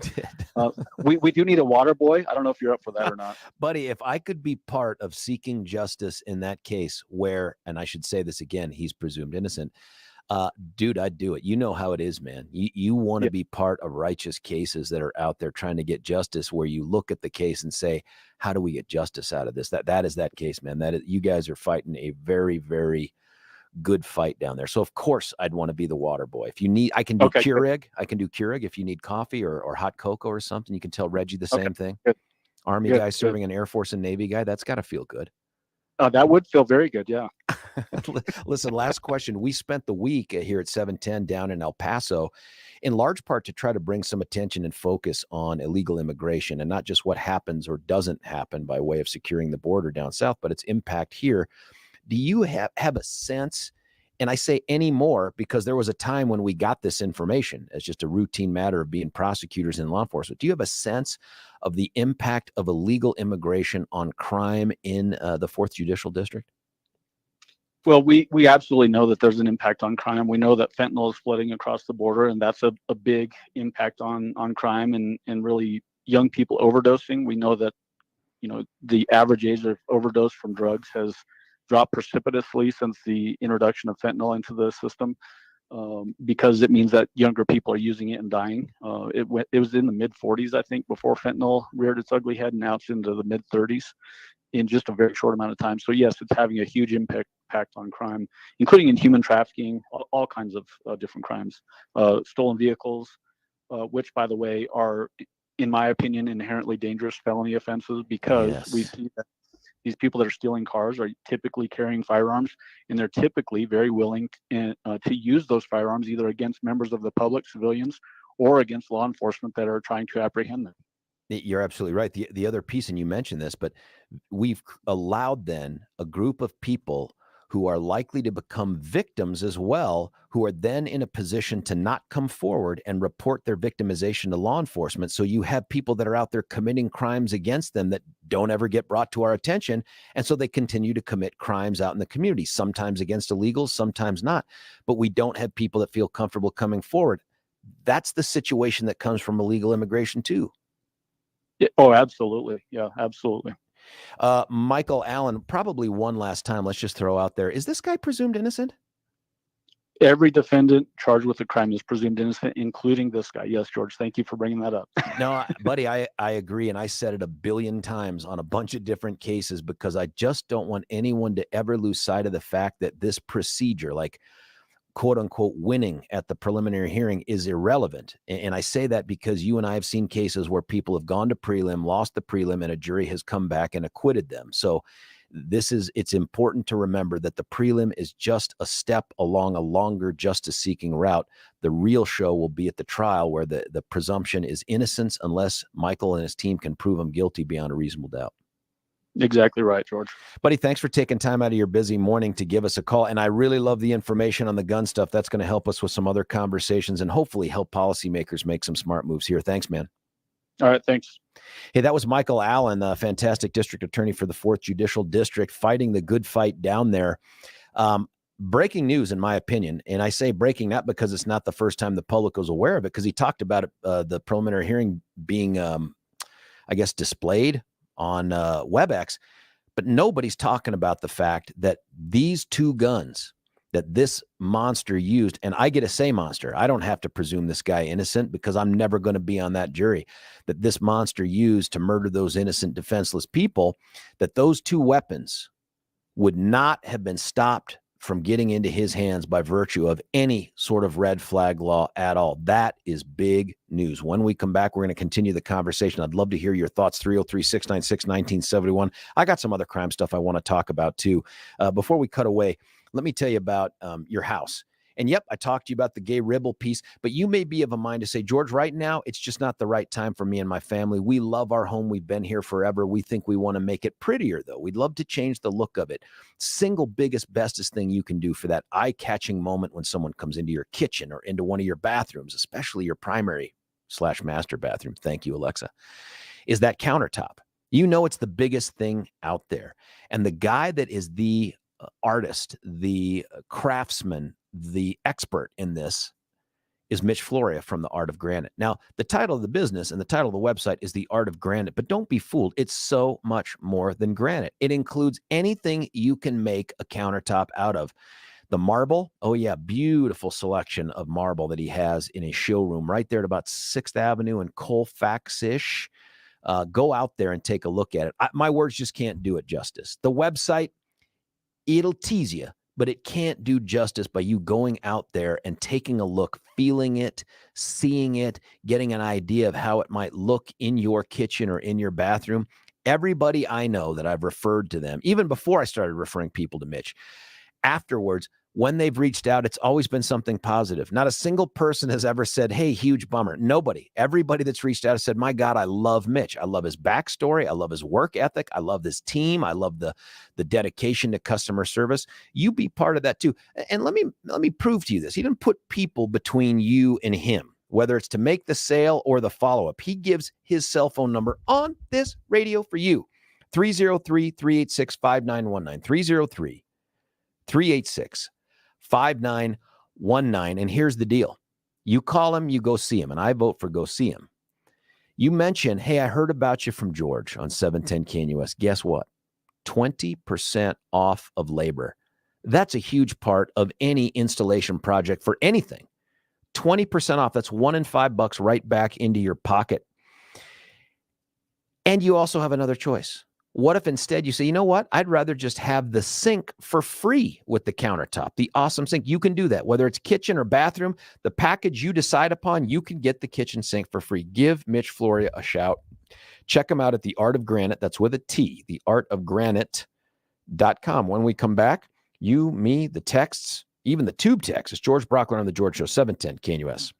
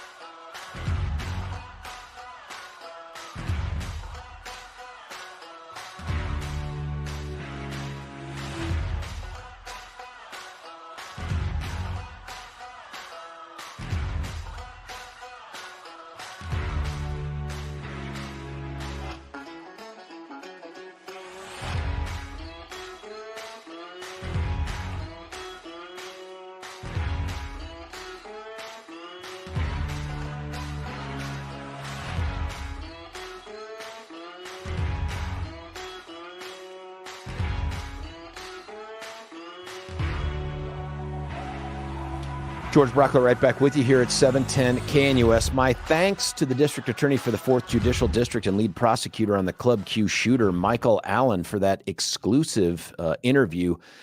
A lot of good information out of there on the procedural stuff. Of course, we're not going to be able to get into the, hey, what do you think about this? Do you think the defense is going to do that? Just inappropriate at this stage in the proceedings. But procedurally, you're never going to get more information than you got in that last segment. But the other thing that I thought was breaking news, even though the media has not treated it that way, is the origin of the guns.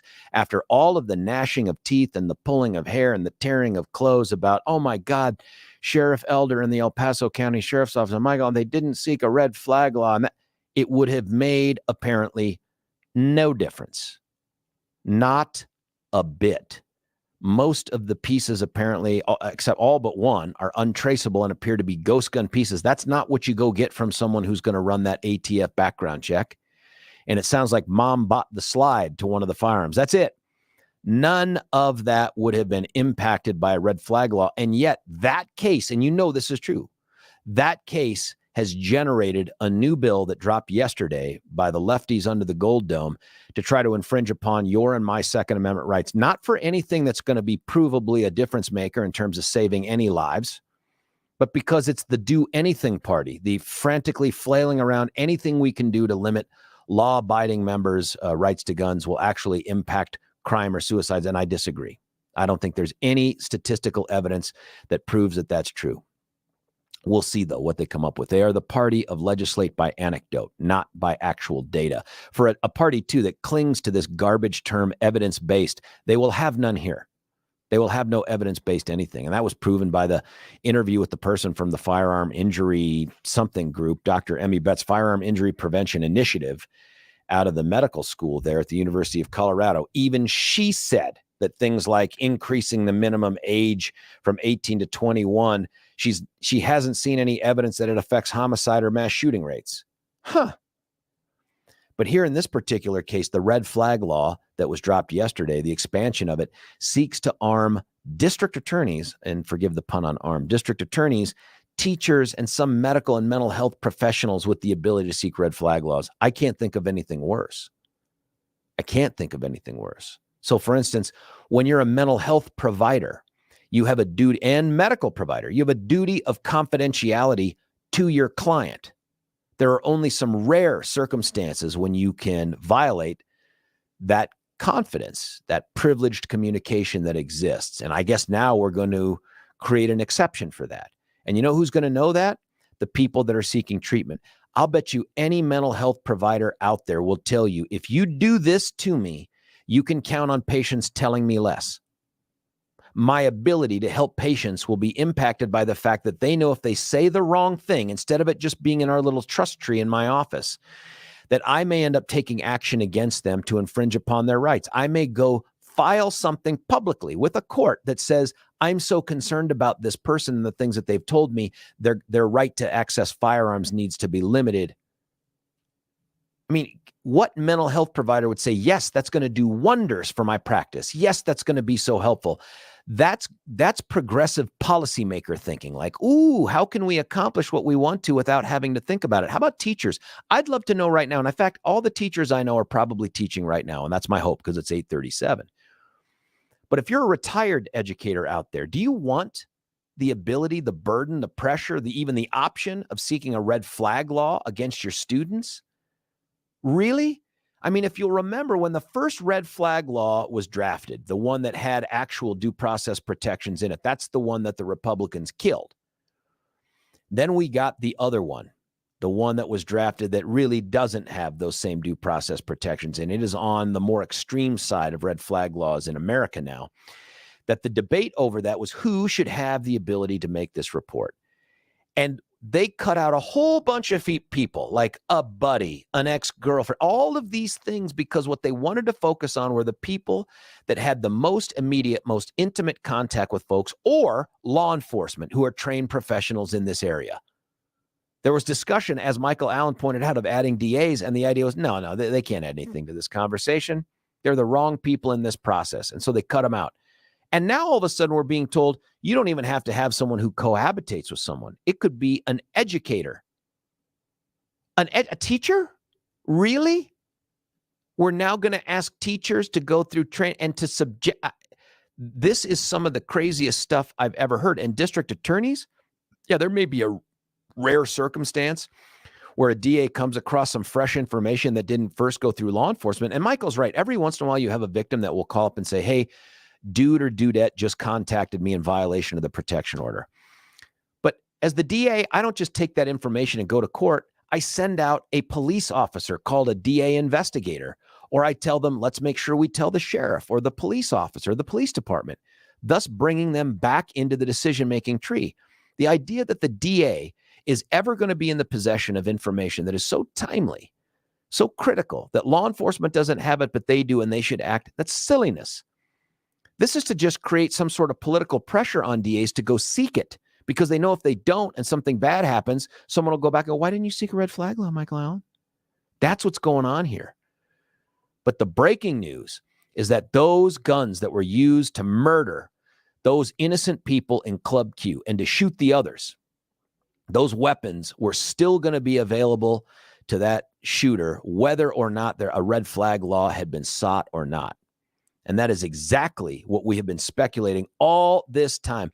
But does the media report on it? No. They got the bang for their buck, folks. Remember all the breathless reporting about why didn't the sheriff's office do this? Why he had been stopped before. Cops had been to his house before. Why? It turns out it would have made no difference. No difference at all. 303-696-1971 is the number. We'll go to the phone lines. Russ, thanks for waiting. What do you think, sir?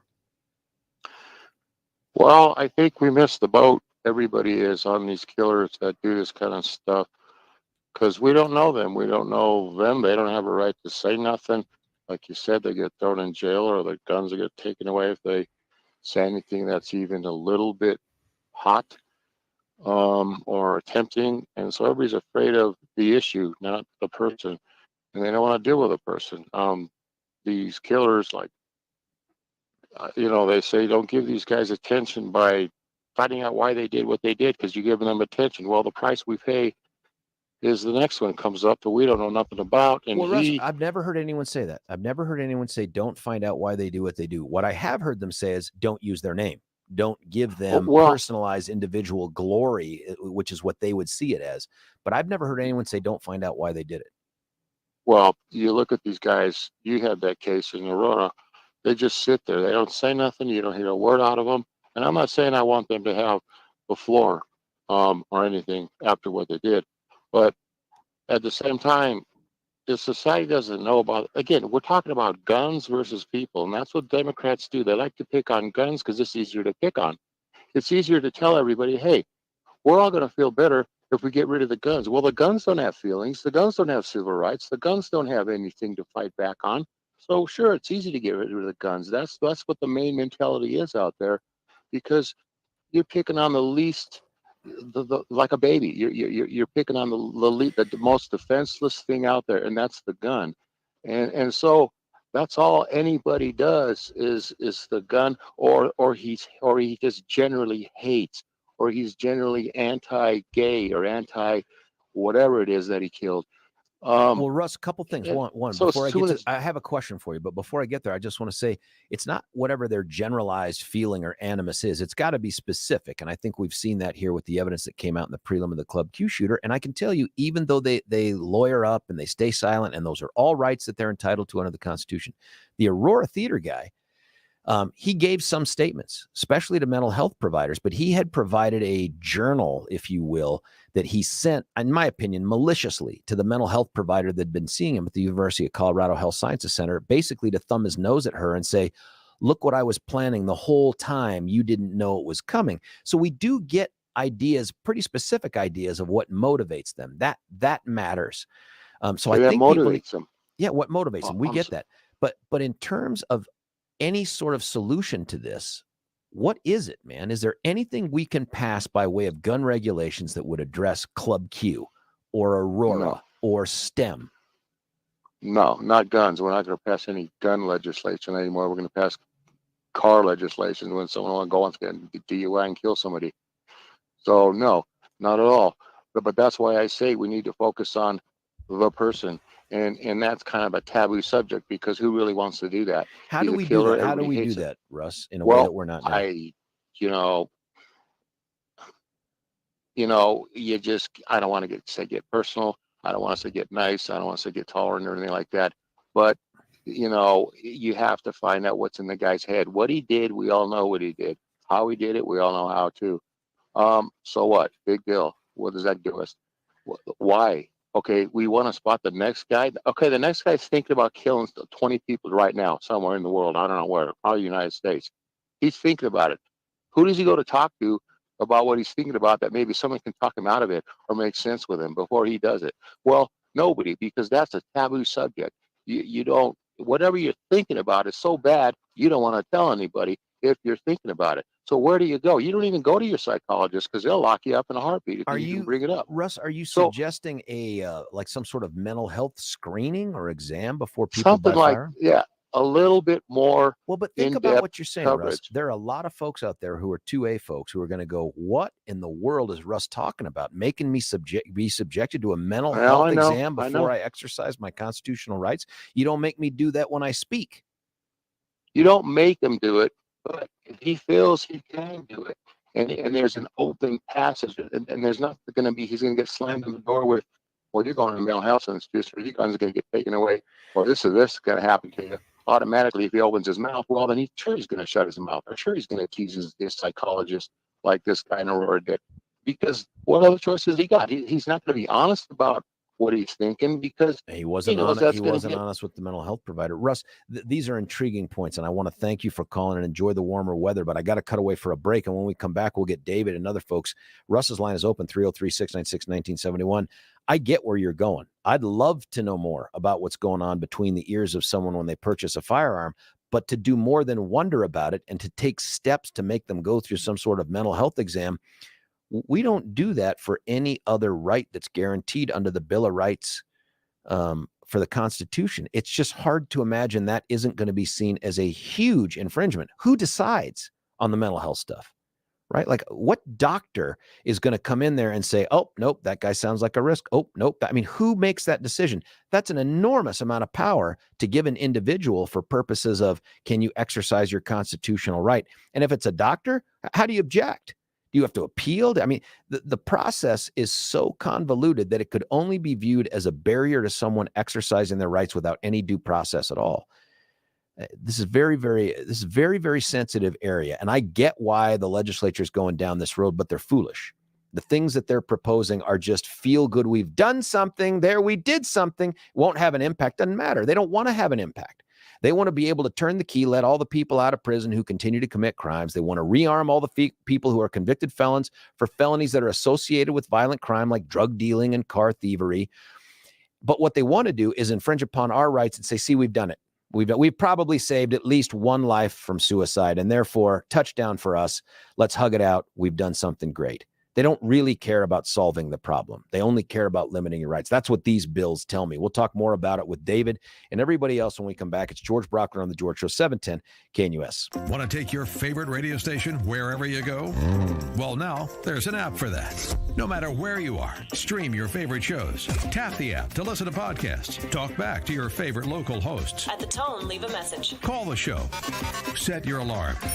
Enter contests and win prizes, all in the palm of your hand. Available now for iOS and Android devices in the App Store or Google Play. And best of all, it's free. Download today.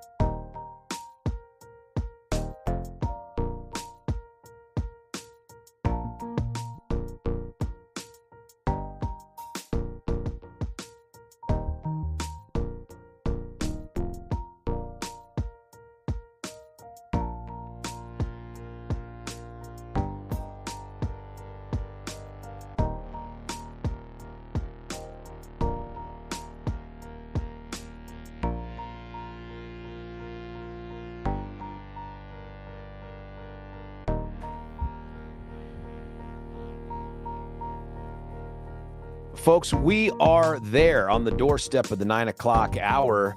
I want to get in all the calls that we can. We'll start with David at 303-696-1971. David, you're on 710. What do you think? I think that the politicians have gotten bananas.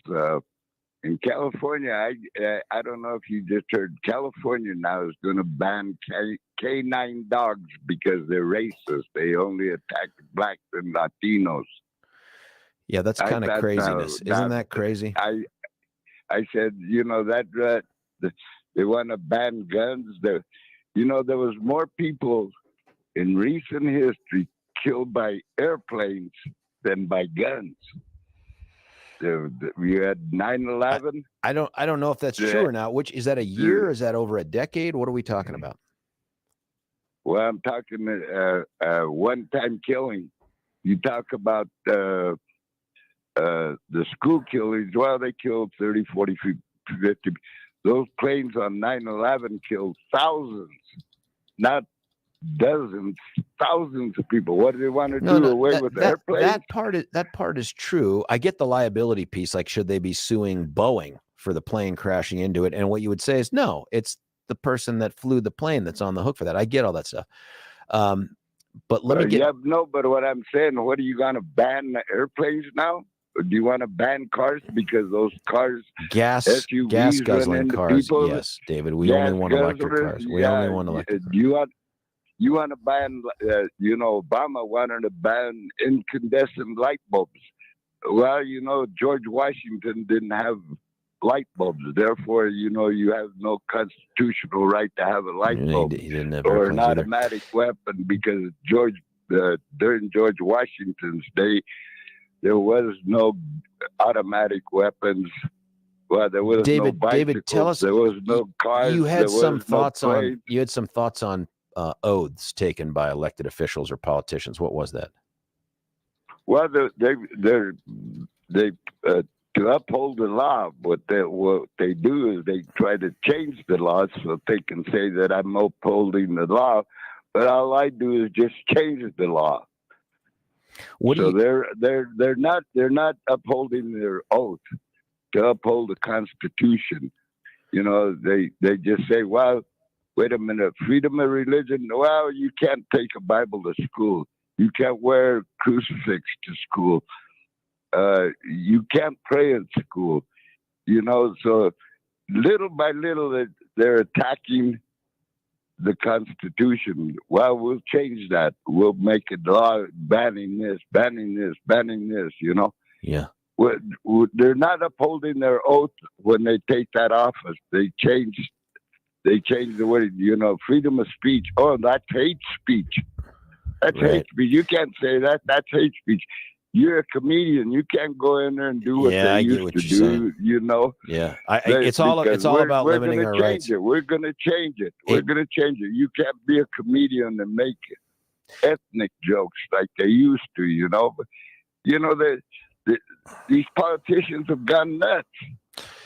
It's not all politicians, but a certain number of them for sure have seen their roles as something far more expansive than how you and I would see it when we voted for them. David, thanks for the phone call and have a great weekend. I think what I also hear you saying is no politician takes an oath to just quote unquote protect people, like Karen from Conifer had said on Monday. If you missed that portion of the show, our President's Day special show, it kicked off the 6 o'clock hour. Well worth the listen. Even asked my son, I'm like, what did you think of that? I'm sorry you had to listen to that. He goes, sounds like that dude didn't know what he was talking about. And I'm like, well, you are a brilliant little boy. Thank you so much. And Daddy loves you.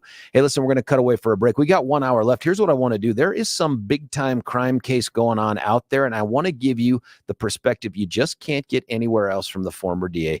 It's George Brockner on The George Show, 710 KNUS. Want to take your favorite radio station wherever you go? Well, now there's an app for that. No matter where you are, stream your favorite shows. Tap the app to listen to podcasts. Talk back to your favorite local hosts. At the tone, leave a message. Call the show. Set your alarm. Enter contests and win prizes. All in the palm of your hand. Available now for iOS and Android devices in the App Store or Google Play. And best of all, it's free. Download today.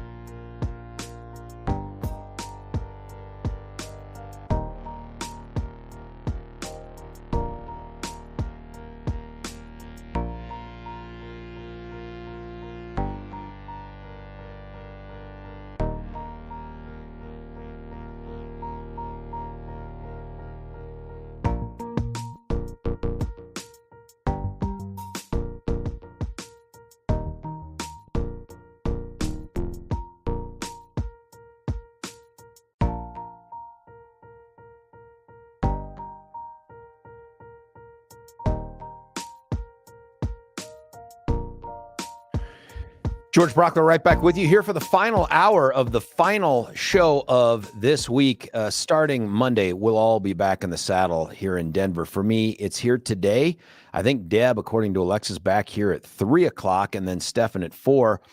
Anxious to hear their wrap-ups from the trip down to El Paso. I imagine there's going to be more on that in the coming days. Let me just remind you, though, that and we've had tons of great feedback from you folks, which is wonderful, whether it's on the tube texts, the emails that I get, the texts that we get to the show.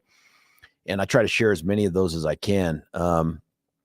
Phenomenal feedback. And that means something. I like that. The fact that Steve Wells would go out of his own pocket through the Deep Colorado Wells IEC to fund this because he loves Colorado so much and wants to try to do anything possible to steer it in the right direction. That's meaningful. And he certainly was very effective. But honestly, the measure of how effective it is not just the kind words in the emails. It has to be, because some action is taken by us that hopefully generates some conversation or a change in policy by the people who have their hands on every lever of state government in Colorado. And that's probably the governor. I think the legislature's probably lost, but the governor, who has presidential aspirations, he may be gettable on some of these issues. And so let's do this. Go to the website, 710knus.com. There's a big banner there that says Colorado Undivided. You click on it, you get to the petition, and you sign the petition.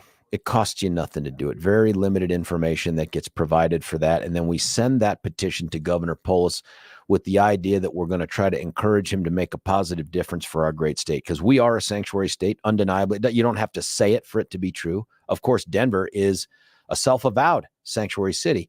The problems with those things we've been covering over the last week. Take a step to do something about it. And then once you sign the petition, and thank you for doing that, send it on to others, Facebook, Twitter, Insta, whatever it is, and just simply say, this matters to Colorado. I don't even care if you're from Colorado. Go out there and sign this thing and get it done. Now, I want to shift gears a little bit here. We're at a time when big cases get big coverage, some more than others. And I got to tell you, I have not seen Fox News cover what is otherwise a local criminal case as wall-to-wall as Fox News has covered, and it's not all wall-to-wall, but as wall-to-wall, as the Murdaugh murders that took place in South Carolina. And just the thumbnail sketch of this case is Alex Murdaugh is a guy who I think he's probably a year older than I am, graduated law school a year before I did, went on to be a very successful trial attorney in his small part of South Carolina. His family has a great reputation. He comes from a long line of solicitors, and that's what they call prosecutors in South Carolina. They don't call them state's attorneys or district attorneys or Commonwealth's attorneys. They call them solicitors. And in fact, he was one for a short time. Well, back on June the 7th, 2021, his wife and son were murdered brutally. Right? This wasn't like the gun went off kind of a thing. His 52-year-old wife, Maggie, was shot 5 times with a rifle at the family's hunting lodge. His 22-year-old son, if you can imagine, his 22-year-old son was shot twice with a shotgun. I believe at least one of those shots was in the head and face region based on the description that was given. Well, this guy is brought to trial now. And you remember he had that bizarre thing where he's found on the side of the road and claims somebody drove by and all that other stuff. This guy is in day 24 of his trial right now, and it's being covered everywhere, but even on Fox News. I'm watching this guy testify right now, and that brings me to this point, and this is the analysis you simply can't get. If you haven't been following this case, that's okay. You can catch up on it through YouTube. Some days are going to be more impactful than others. I would tell you that from my standpoint, as someone who's not just a practitioner and someone who's been there and done that, but as somebody who teaches this stuff at DU, there's a class today that we teach called Litigation Technology. In the fall, we tend to teach jury selection, and we as a team teach this with a buddy. And I teach a lot of trial advocacy stuff all over the country. So I analyze these cases from a little bit of a different perspective. And so the things that would matter for me, if you want to get caught up on this case, at least on the meaningful things, watch the opening statement for each, the prosecution and the defense. If you can watch the whole thing, great. But really the most important parts, and from my standpoint, are to watch the opening couple paragraphs. You can skim through some of it, see how they address the evidence, but then get to the prayer. What's that, Billy? Yeah, here's why. Listen, if you're going to give an effective opening statement in a criminal case as a prosecutor, you go through a lengthy jury selection process on these high-profile cases. And frankly, the jury selection process is boring. It sucks. Outside of that TV show Bull, which I've never watched before, I can't imagine making a show out of jury selection. I mean, maybe Runaway Jury, they did a decent job with that Gene Hackman, John Cusack movie from the Grisham novel. But other than that, it's just boring. It's slow, it's tedious, and it's undeniably important in trying to set the stage for a case that's going to win for your client, whether that client is the people of the state of Colorado or South Carolina or your client, the defendant. But you get through that long, tedious process, and now the judge announces, we're going to do opening statements on such and such a day. And then he or she says, solicitor or the people or the state or whatever, do you wish to make an opening statement? Now the jurors know. And it's going to be more than 12 on a big case because they need to have alternates. And now they know this is it. This is kickoff to the Super Bowl, folks. We've seen all the pregame stuff, that we've done the anthem. We've done all that other stuff. Now it's kickoff. This is it. It's game time. And so you get, as a prosecutor, those jurors' full attention for about 90 seconds. And if you don't own them in the first 90 seconds, you don't get much love through the rest of it. Will they pay attention? Yes. But in my mind, between jury selection and opening statement, the case is about 85% won right there, unless there's some huge mistake or revelation or surprise during the presentation of evidence over the course of however long it is. You are locking in place a narrative and a way in which to view the upcoming evidence in a way that's very hard to disabuse someone of if you're more effective than the other side. So when I say watch the openings and watch the first couple paragraphs, you will see whether or not and I didn't watch them yet, but I'm going to. You'll see whether or not these guys squander it. So one of the things they can do to squander it is to stand up and say, good morning, ladies and gentlemen. I'm Joey Jojo Jr. Shabadoo. And as the judge told you, I represent the state of South Carolina. And, an opening statement is, gag me, right? Like that is forfeiting the initiative. That is losing the initiative. Everybody knows who you are, man, because you've been sitting in there for jury selection for days, if not weeks. Everybody knows the role you play. And no, an opening statement is not a roadmap to anything. Jettison all that garbage. And I've told prosecutors this across the planet when I've had the chance to teach them. And that is, start with something compelling. Know the first paragraph that you're going to say, especially on a case like Murdaugh's, where it's a bloody familial murder. You walk up to that middle of that jury box and you're far enough away that you're not freaking anybody out. You wait for them to stop their fidgeting and moving and putting their pens down for the notes that they can take and all that. And you let silence set in the courtroom. And then they look at you. And you don't wait till it's enough that the judge goes, are you going to be talking? It's not that. But you just wait long enough that people are going to be listening. Everybody's listening. Pin drop listening. And you start low. And you start low because there is this subconscious desire to want to lean forward almost, to listen in a little deeper. And you don't start with good morning or any of that garbage. You start in with that thing that is the reason that they're there. And within the first paragraph, you give them not only what happened, and I don't mean every detail, but what happened, but the why it happened. And when you get them in that first paragraph, then you can step off your mark and you begin to have it could be a rambling conversation. My hope is that they have PowerPoint or something to guide them and the jurors through the evidence. Because look, bottom line is this. We're in a medium that's all about words and mostly talking words. The problem is this. Those social scientists that study this will tell you that we only take in about 11% of what we learn through our ears. That's devastating news for a talk radio host. That's probably why we went to the YouTube, which we're going to continue to perfect. What's that? You said might explain some of the phone calls. But we take in 90% of what we learn through our eyeballs. And so the idea that you're going to have a PowerPoint presentation or some other, it could be more rudimentary visual medium to lock in their minds the words you're speaking. That's what you're doing. You're looking for a visual anchor that they can recall the next time they see that piece of evidence in court and that you can refer to in closing. So look at the first couple paragraphs, maybe the first 5 minutes, if you will, be generous, of the opening statements of both the prosecution and the defense. And then you tell me who had a better opening statement. Same thing with the closing statement.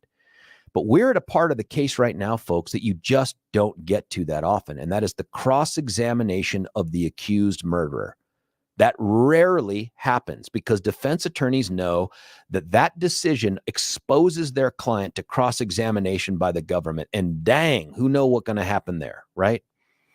Now, there is this common mythology that exists in the criminal prosecution and defense world that prosecutors don't know how to cross-examine because they're always doing direct examination. The best cross-examiners are defense attorneys. I have never found that to be accurate. Cross-examination is not the function of just repetition, but it's the function of true preparation, of trying to whittle down the opportunity for a witness to give an answer that you couldn't have anticipated before, or at least shift on the fly and respond to.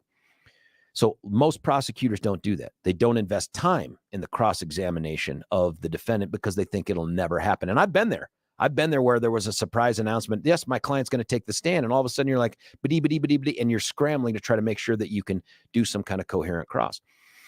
So in this particular case, Alex Murdaugh, in my opinion, had very little options here, right? He's accused of murdering his wife and his son, brutal, cold-blooded murders. They have caught him in a lie. He has lied about his whereabouts leading up to those murders. That's devastating, right? I presume his attorneys turned to him and said, look, man, if you sit here throughout the trial, you're going to lose. You are going to be convicted. That's how bad the case is against you. But if you get up there and testify, you might lose, but we might win. And this is one of those crimes I mentioned earlier in the week where if you're a juror, no matter what you say, you're yearning to hear the person take the stand and say, I didn't do it. I didn't do it. And sure enough, yesterday, as this case, and he's on the stand right now being cross-examined for day 2. Sure enough, this is how it rolled out. You may call your next witness. Thank you, Your Honor. The defendant, Richard Alexander Murdaugh, wishes to take the stand. Big moment in trial. You have the jurors' full attention. You have anyone who's watching this case is full attention. Packed courtroom. They've done some shots, by the way, of the court. Packed with people, media everywhere. Fox News, my God, is covering it live. If you're the defense attorney on a case like this, you can't start soft. You can't start with introduce yourself to the jury. You can't do that. You've got to get to the crux of what's happening. And sure enough, the defense attorney does.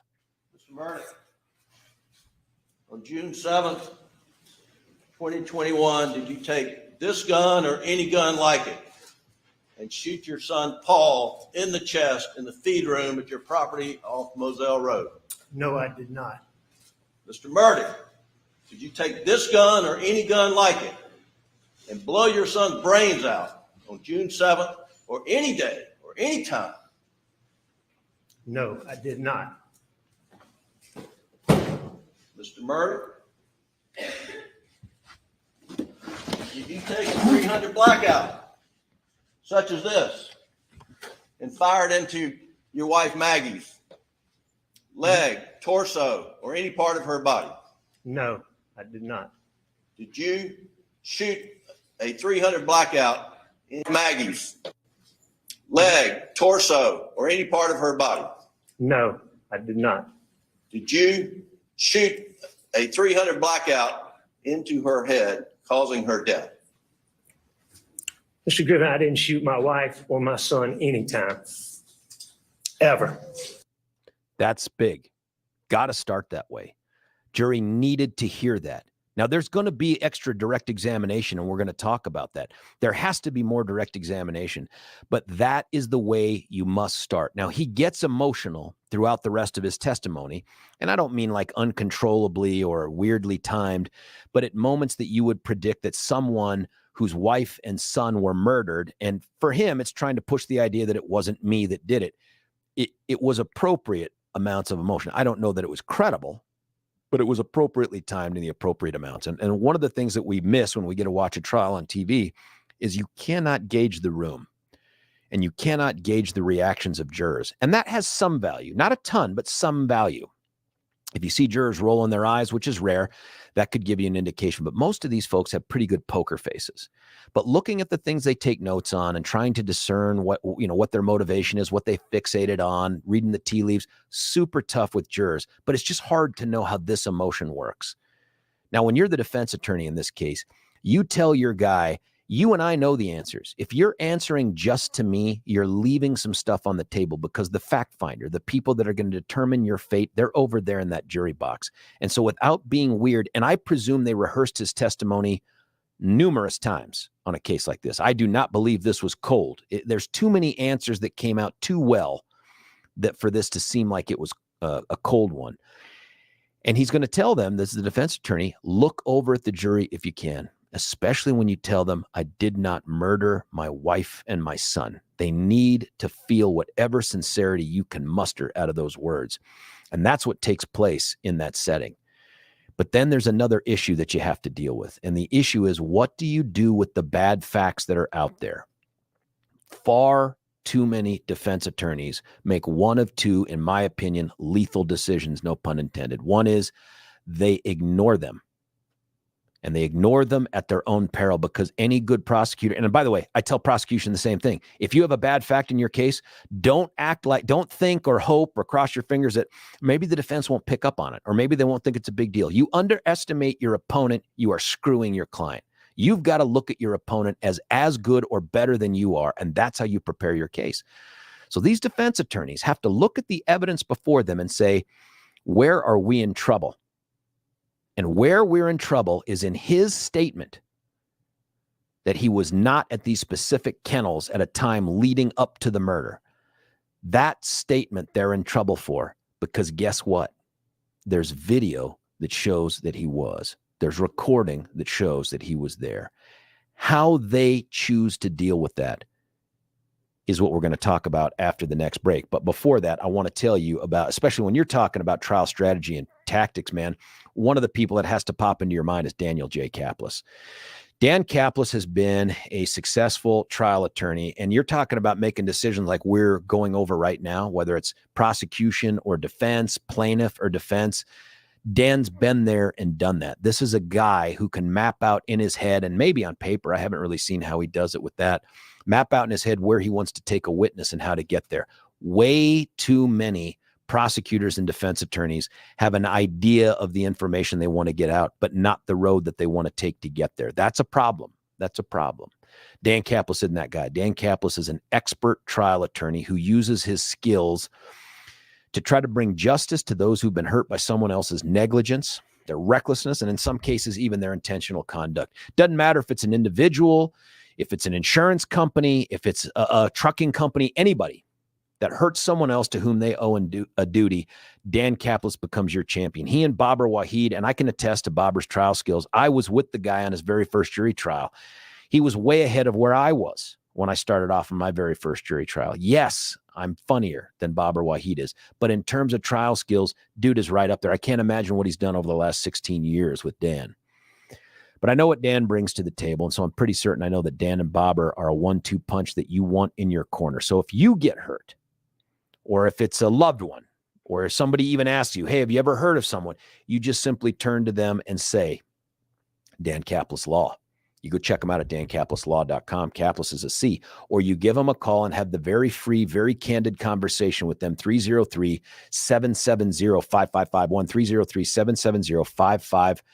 303-770-5551. Listen, when we come back, and this is not the engaged interaction, call in and give me your opinions part of this. We can get to that maybe next week. This is me giving you the kind of analysis on a big case trial you will not get anywhere else. Not on Court TV, certainly not on 9 News, not on Fox News, not from those 15-second sound bites the talking heads give you.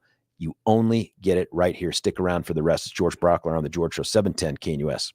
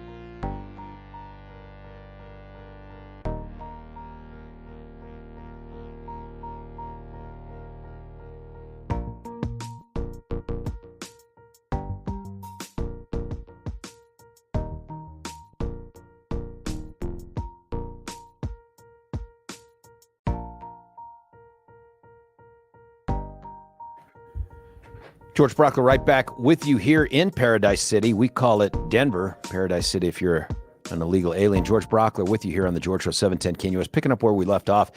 This is just an analysis of a huge case that's still being covered right now. I mean, the last hour plus, the Murdaugh trial out of South Carolina being covered by Fox News, not just Court TV, but Fox News. And we're going through this important testimony here for cross-examination on the defendant who's chosen to take the stand. That's kind of a big deal. It's rare that it happens, but here it is. It's happening. And we've talked about how the defense attorney began, and I thought it was smart and I thought it was effective. When I say effective, I don't mean that's going to win the case for this guy. I mean, it's effective in terms of what you're trying to get to the jury. I didn't watch the whole trial, man. It's been like 3 weeks of trial, 20-something days of courtroom stuff. I just haven't watched it. I can't tell you my overall sense of the case. I'm really just focusing in on the cross-examination of the defendant, which is rare, but it's a great opportunity for both sides. So a couple of the things that the defense has to contend with is this cat isn't just charged with murder. He's also charged with embezzlement from his law firm. And so they have to figure out, what do we do with that? They have us dead to rights on this. Now, there's a couple options a defendant has. He could have come into court before the trial and pleaded guilty to just those charges. Now, that happens. Their defense attorneys will walk their client in and get them to plead guilty to certain charges. And then they try to leverage that, one, by taking it away from the jury if it's a slam dunk issue, and two, giving their client, if they so testify, an opportunity to say, hey, I pled guilty to those charges, which is largely irrelevant, but there it is. In this particular case, they did not, as far as I know, seek to plead guilty ahead of time. Instead, they saved it for this moment. And so the defense attorneys start down the road of telling the story of what happened on June the 7th, 2021. And by the way, interesting, this case has gotten a trial in less than 2 years. That's a testament to the judge in this case, that it's that streamlined. And he asks his client outright in front of the jury about his theft of funds from client. This is how it goes. Jury's heard about testimony of you stealing client funds. Did you do that? I did. That's a big deal. There's more questions asked about it. The reason that matters is this is a credibility gaining moment. That's what the defense hopes. Now, some people will be like, oh my God, the dude just admitted to a crime. This guy would eat fraud and embezzlement by the bucket loads if he could avoid first-degree murder of his wife and son. Okay, so this is an easy one to throw away. Even if the judge crushes him with prison, which I don't see. If he gets acquitted on everything else, I don't see that. But if that happens, he still has a chance to take a free breath of air again. That will not happen if he's convicted of either. And by the way, there's no chance he gets convicted of murder of the wife and not murder of the son. This is a joint deal, right? This is a package deal. So that was an important moment, because what they realized is, we don't want to fight on this ground. We don't want to fight on this. We want the ability to have our clients say that, so that in closing, we can say, this man right here sat up in front of you and told you the truth. He owned what he did, and he disavowed the things that he didn't do. I mean, that's what they're going for. And so there's another part that's a problem for them. Dude was talking to the cops a couple different times, and he created a story in which he was not present at a certain place that is important because of its proximity to where the murders occurred and whether or not he was there when it happened. And so now the defense has an issue. The video's in evidence, clearly proves their guy was there. Do you ignore it? I don't think you can. Do you try to explain it away? I don't think you can. The only thing you can do is own it. And so one of the other things, I think I have it right. If I can't remember if I sent this one to Billy, I'm going to play this. Let's see. You agree that the most No, important... that's not it. I'll get to that one. Billy, reset that one. I maybe not have sent Billy that one, but they ask him the question, did you lie about being at the kennels?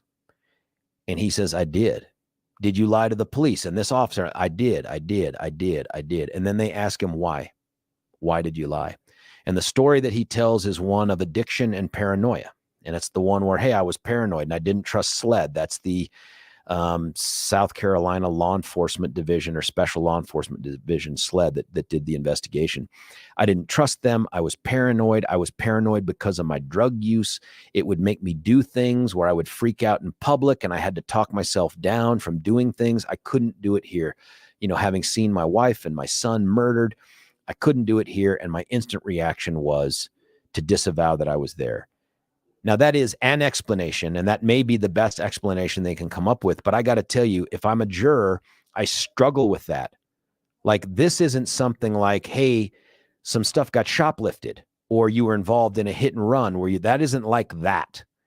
This is questions that are about your son and your wife's murder. And if you're not the guy who did it, you're thinking, sweet mother of God, where is this person? And we have to get them. We must talk to them. We must find these people or stop them and hold them accountable. Instead, this guy's reaction is self-protection, self-preservation. That is incredibly guilty. That just strikes me as incredibly guilty. And they knew it. So they had to try to get him to, one, own it, because they couldn't win on whether or not he was there, and two, to then come up with an explanation that jurors would buy. And I got to say, without knowing more about what's going to be presented or has been presented regarding his addiction or whatever, that one was not super successful to me. It was important they did it. It was the right way to approach it, but I don't think it's going to be successful. Does that mean he gets convicted? Don't know. But for that portion of it, it just didn't ring true to me. I just don't know anyone in my life, whether they have alcohol problems, and I know some folks that do, that in that circumstance where their wife and their oldest boy were brutally murdered, and he found their bodies, folks. He found their bodies, okay? Where they're brutally murdered, and someone asks you a question that would put you nearby, and your first thought is, better protect me. That's just a super tough road to go. But wait, there's more. They end up getting towards the end of the direct examination, and the defense attorney, again, appropriately finishes the way that he started. Do you love Paul? Did I love him? Like no other. He and Buster. You love Maggie? More than anything. I love Maggie from the first time we went out. Did you kill Maggie? No, I did not kill Maggie. I did not kill Paul. I would never hurt Maggie, and I would never hurt Paul. Ever. Under any circumstances. That's the way to end your direct examination, to bring them back and remind them with that appropriate amount of emotion. And again, I'm not, and we've got a texter in here saying, hey, I ought to check out this YouTube channel with these guys who are, behavioral experts or whatever. I don't know anything about that. I've never used them. They're very interesting to me. I've seen some stuff on TV. Maybe they're right. I don't know, but I don't know anything about it. But from my standpoint, it's whether or not his emotion is appropriate and can get him some credibility. And I think here it could, right? I mean, and all you're trying to do here is to open the door just enough for reasonable doubt. That's all you're doing. And really, you only care about one juror. That won't get you acquitted, but it would get you a hung jury. And then the state has to grapple with whether or not they want to retry the case or come up with a term of years where this guy could somehow, someday, maybe get out of prison. And I don't know that that's even on the table. Very, very interesting. But then it becomes the prosecutor's opportunity at cross-examination. Now, I think this is different than the defense. Defense has to start the way they did. Did you kill your son? Did you kill your wife? They have to do that. Prosecutor, I don't think they have to start there. In fact, I'd prefer they don't start there. And the reason for that is the minute the judge says cross-examination, you know that internally that witness knows if bad things are going to happen to me in this courtroom, it's going to happen right now. And so they have an instant protective measure up there. His own team have probably tried to prepare him for the idea that this guy's going to try to trip you up. He's going to try to get you to give more information than you want to give. Just answer the question asked, all this other stuff where he gives you the opportunity to run. And I mean, talk more because of an open-ended question. Take it, fill it with the information that you like out there. I presume they even may have done a mock cross-examination. So the way that you want to start a cross-examination like this, in my opinion, is to start easy, is to start slowly. But what you're doing is training the witness to answer yes and no. So on direct examination, your questions have to be open-ended. On cross-examination, your questions should be almost entirely leading. Nobody on the bench, and that's not true. Half the judges on the bench don't know what a leading question is. A leading question is not a question that can be answered yes or no. If I ask Billy, do you know what time it is? That's a yes or no question. That is not leading. A leading question is a question that suggests the answer in the question. So if I say, Billy, you know what time it is, don't you? That's a leading question. That is a different kind of yes or no. You use that as a prosecutor on cross-examination to control the witness. And remember, what's important about cross-examination, the star of the show is no longer the witness. The star of the show is the cross-examiner. And all you're doing is using that witness to confirm the facts that you're confronting them with and making them own that. Or if they try to wiggle away from it, you bring them back. If they try to come up with an alternate explanation, you beat them over the face and neck with a prior transcript or some other piece of evidence or a prior statement that they made to some other person. Everything is about control and presentation for cross-examination. You can't script it perfectly, but you can be prepared for the answers that are given. So when you start, to me, it's not a bad move to start off with, you are Alex Murdaugh. Yes, you were married to Maddie Murdaugh or whatever, blah, blah, blah. This is your son. This is your son. This is your address. And remember what you're doing here is in part, you're disarming that witness. They're like, yeah, these are easy ones. These aren't hard ones. They're not trying to trip me up. But the other thing you're doing is subconsciously training them to answer yes or no. And you do it all from behind the podium. And when they give you an answer that isn't yes or no for a question that commands it, you step away from that podium. That visual cue right there in the future will remind this person when they have deviated from a yes or no answer. Now, it's not flawless, but it works a lot. You'd be surprised. And then you start in low like that. This guy doesn't do that. Instead, this guy starts, and I'll describe what else, and starts down a road where he says, hey, let's start with something we can agree upon. That's great. That's called concession-based cross-examination, and it should lead destructive cross-examination, what takes place later on. He starts off by saying, let's talk about the things we agree upon. And then he gets to something. The phraseology of the question is so problematic. Let's just get to it. It's right here.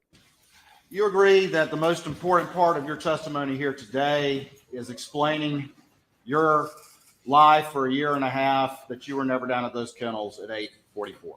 Would you agree with that? I think all of my testimony is important, Mr. Waters. Would you agree that that's an important part of your testimony?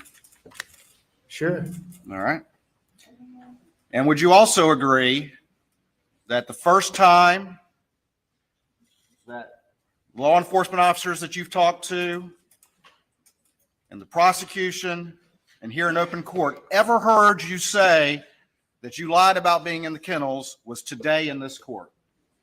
Yes, I'm aware of that. You would agree with that? Yes, sir. All right. Now, listen, two important things about that. One, the witness is completely appropriate in his answer, right? Like he agrees with it. He's not going to fight with this guy. But when this guy leads off with that, the most important thing, the more adjectives and adverbs you put into your questions, the less factual they become, and they become more subjective, not objective. And where you create subjectivity for a witness, you create an opportunity for them to give answers you don't like. So when he says this is the most important part of your testimony, you heard what that guy said. I think all my testimony is important. Dang. Don't start there. You build into that. Train the witness first, and then you get to that portion of it right there. And then sure enough, when he's confronted by the prosecutor with the embezzlement of his funds, he ends up doing, the witness does the thing he's supposed to do here. Jury's heard about testimony of you. That was actually to his own witness. That was that part I described. Sorry about that misfire. Watching the rest of that opening block from the prosecutor, there were just things that bothered me. It's not that that area isn't an important one to get into, but this is a guy who has an idea of where he wants to go, but no real plan on how to get there. And he hasn't thought, in my opinion, has not thought through how this guy is going to try to answer in a way that deflects from the question that he's asked. The other thing he does, if you watch him, he has a certain pace and cadence to him. But the other thing he does is he's a glasses wearing guy. And a lot of glasses wearing guys take off their glasses to ask a question, then put them back on in between questions, take them off again, not for any purposes of seeing anything, not because they're reading something, that's not it at all. It is just a nervous habit that has become part of their routine. And it allows them an opportunity to reset in their mind what they're going to ask next. I am not here to tell you that this prosecution has been incompetent, inept, or that cross-examination wasn't effective. I am here to tell you that I do think he squandered the initiative with those early questions. He then spent, and I don't have clips of it, he then spent an additional 5 to 10 minutes trying to convince Murdaugh to admit that he was a successful trial attorney. Irrelevant. One of the texters texted in here and said, hey, this dude's from the Marsha Clark School. He's going to bore them to death. I don't disagree with that. The opening parts of this cross-examination got us nowhere. Who gives a crap what he thinks the most important part of his testimony is? Who gives a crap whether he thinks he's a successful trial attorney? This is an attorney who is trying to be too cute with the information he's trying to lock this guy down on. And the other thing, and Billy and I talked about this off air, not every point makeable is a point worth making. You don't need to win every single point. You need to do what the Broncos do, and that's score about 3 to 4 points a game. You know what I mean? You need to get in there and score some major points. And if you can't highlight them right then and there with how you're doing it, then you do it in your closing argument. It could be more than that on a case this size, but that should be your goal, not victory at every sentence, but overall victory. And so I don't know how this case turns out. I'm going to try to watch more of the cross-examination and the redirect examination, which is, I think he's going through I think it's cross-examination right now. We're going to watch some more of that this afternoon, and I'll let you know what I think. Again, this guy could completely be convicted. The evidence is pretty darn strong. But on a whodunit case, dude needed to take the stand and say, I didn't do it. And I think it's been effective so far in that presentation. Listen, we're going to cut away for our final break. When we come back, we're going to do a little bit of bragging here on some stuff that we have done to end up in the news on another channel, because this is starting to become a recurring theme. We talk about stuff here and it shows up somewhere else. Stick around to find out how, when, and where that took place. It's George Brockler on The George Show, 710 KNUS.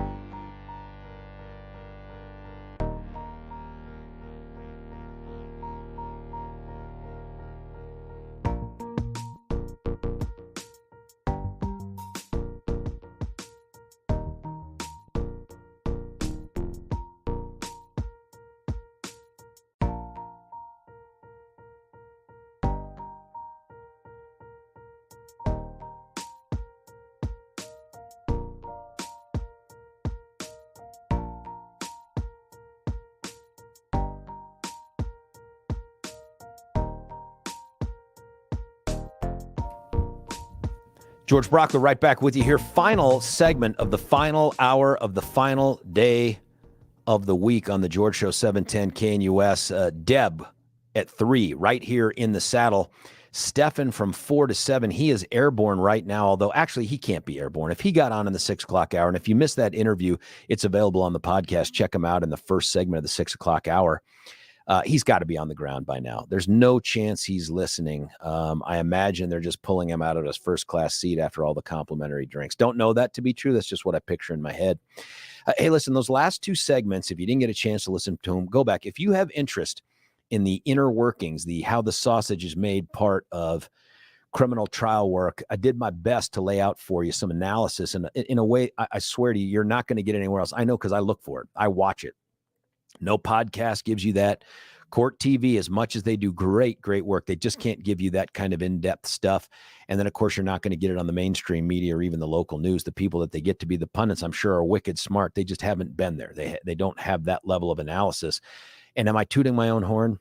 Only because I'm that limber. No, I'm kidding. Because by the way, I view this as when Billy talks about soccer, and so much of it is like, oh, okay, I guess that makes sense, but I could never see that with it. That's sort of where I'm at right now, is sort of my impression of that whole thing.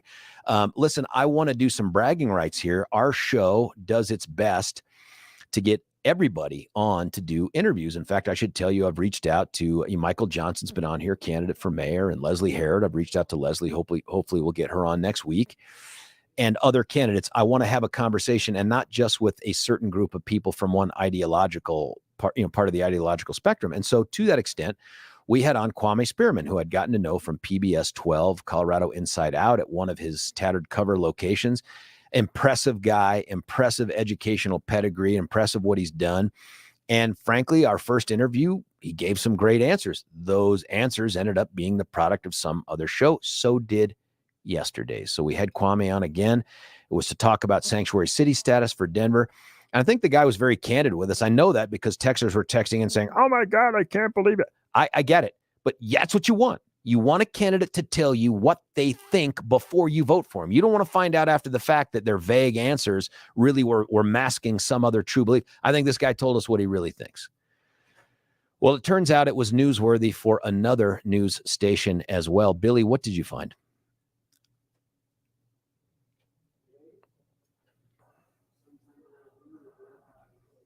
Us.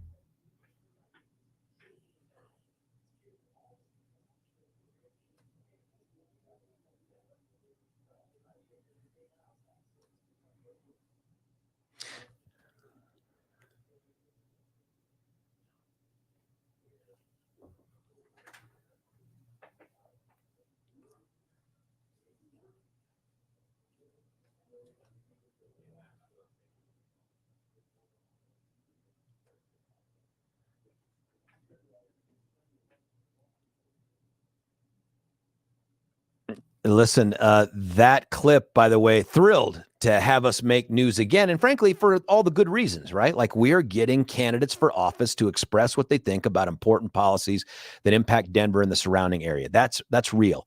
And I'm glad that 9 News picked up on that as well. It would be super cool, however, if, just like I did there saying 9 News, if they used our call letters too. That's 710 KNUS. Yeah, and if they we're not just conservative radio. Yeah, it's not just a conservative radio station. How about Big Daddy Woo Woo? Yeah, something. Or George Brockler or something. Yeah, the artist formerly known as George Brockler, whatever it is. Still known. But yeah, that's my stage name. Yeah. But anyway, letting you know that the show that you listen to here, either live, and most of you do, or podcast, and many of you do, this show is advancing the conversation. And that's what we're trying to do here. I don't know. He didn't even put us on the graphic. I mean, we're not on the copy on the website. Come on. Even when they put the picture up on we the graphic. just said 9 News several times. It does say in little tiny letters at the top, it says the George Brockler Show. Oh, but you can't really see it. They've got a giant picture of Kwame. They've got his words there on the screen. Not even the call letters. Yeah, they did the minimum. It's just, there's no professional respect. It's not like I didn't used to be a legal analyst for them either. Yeah. I mean, I'm not some stranger to that group, and you could feel like they could give us some love. Did I say 9 News? It was 9 News that did that. I know. over and over again, twice in the last like 2 weeks. But whatever. I mean, I think that is really a great way to end the week, because when you look at what we've done in El Paso, and me and Deb and Steffan and by the way, Mark Crowley, Kelly Michaels down there with us, and all the supporting cast, all huge stuff. But remember, what we're trying to do here is we're trying to advance the conversation towards some better outcome, whether it's people at the polls, and that's the mayoral race, or people going to the website at 710knus.com and hitting that banner, that Colorado Undivided banner, and doing something that you can do to make a difference. And that is to encourage Governor Polis to keep us from being a sanctuary state, which we are. Click on the petition, sign the petition, send it around to your friends, relatives, even people you don't like. We don't care. We just want to continue to have the conversation. And that's the last thing I'll leave you with too. Ain't no radio station doing it like we do it. We don't just take calls and texts and engage. This is the last town square, folks. This is it at 710 KNUS, and you get a chance to be part of it again with Deb at 3 and Steffan at 4. My thanks to Michael Allen, the awesome DA from the 4th Judicial District, Don Wilson, the representative from the Monument area, and you, all the other callers that are out there. We'll be back in the saddle next week. It's George Brockler on The George Show, 710 KNUS.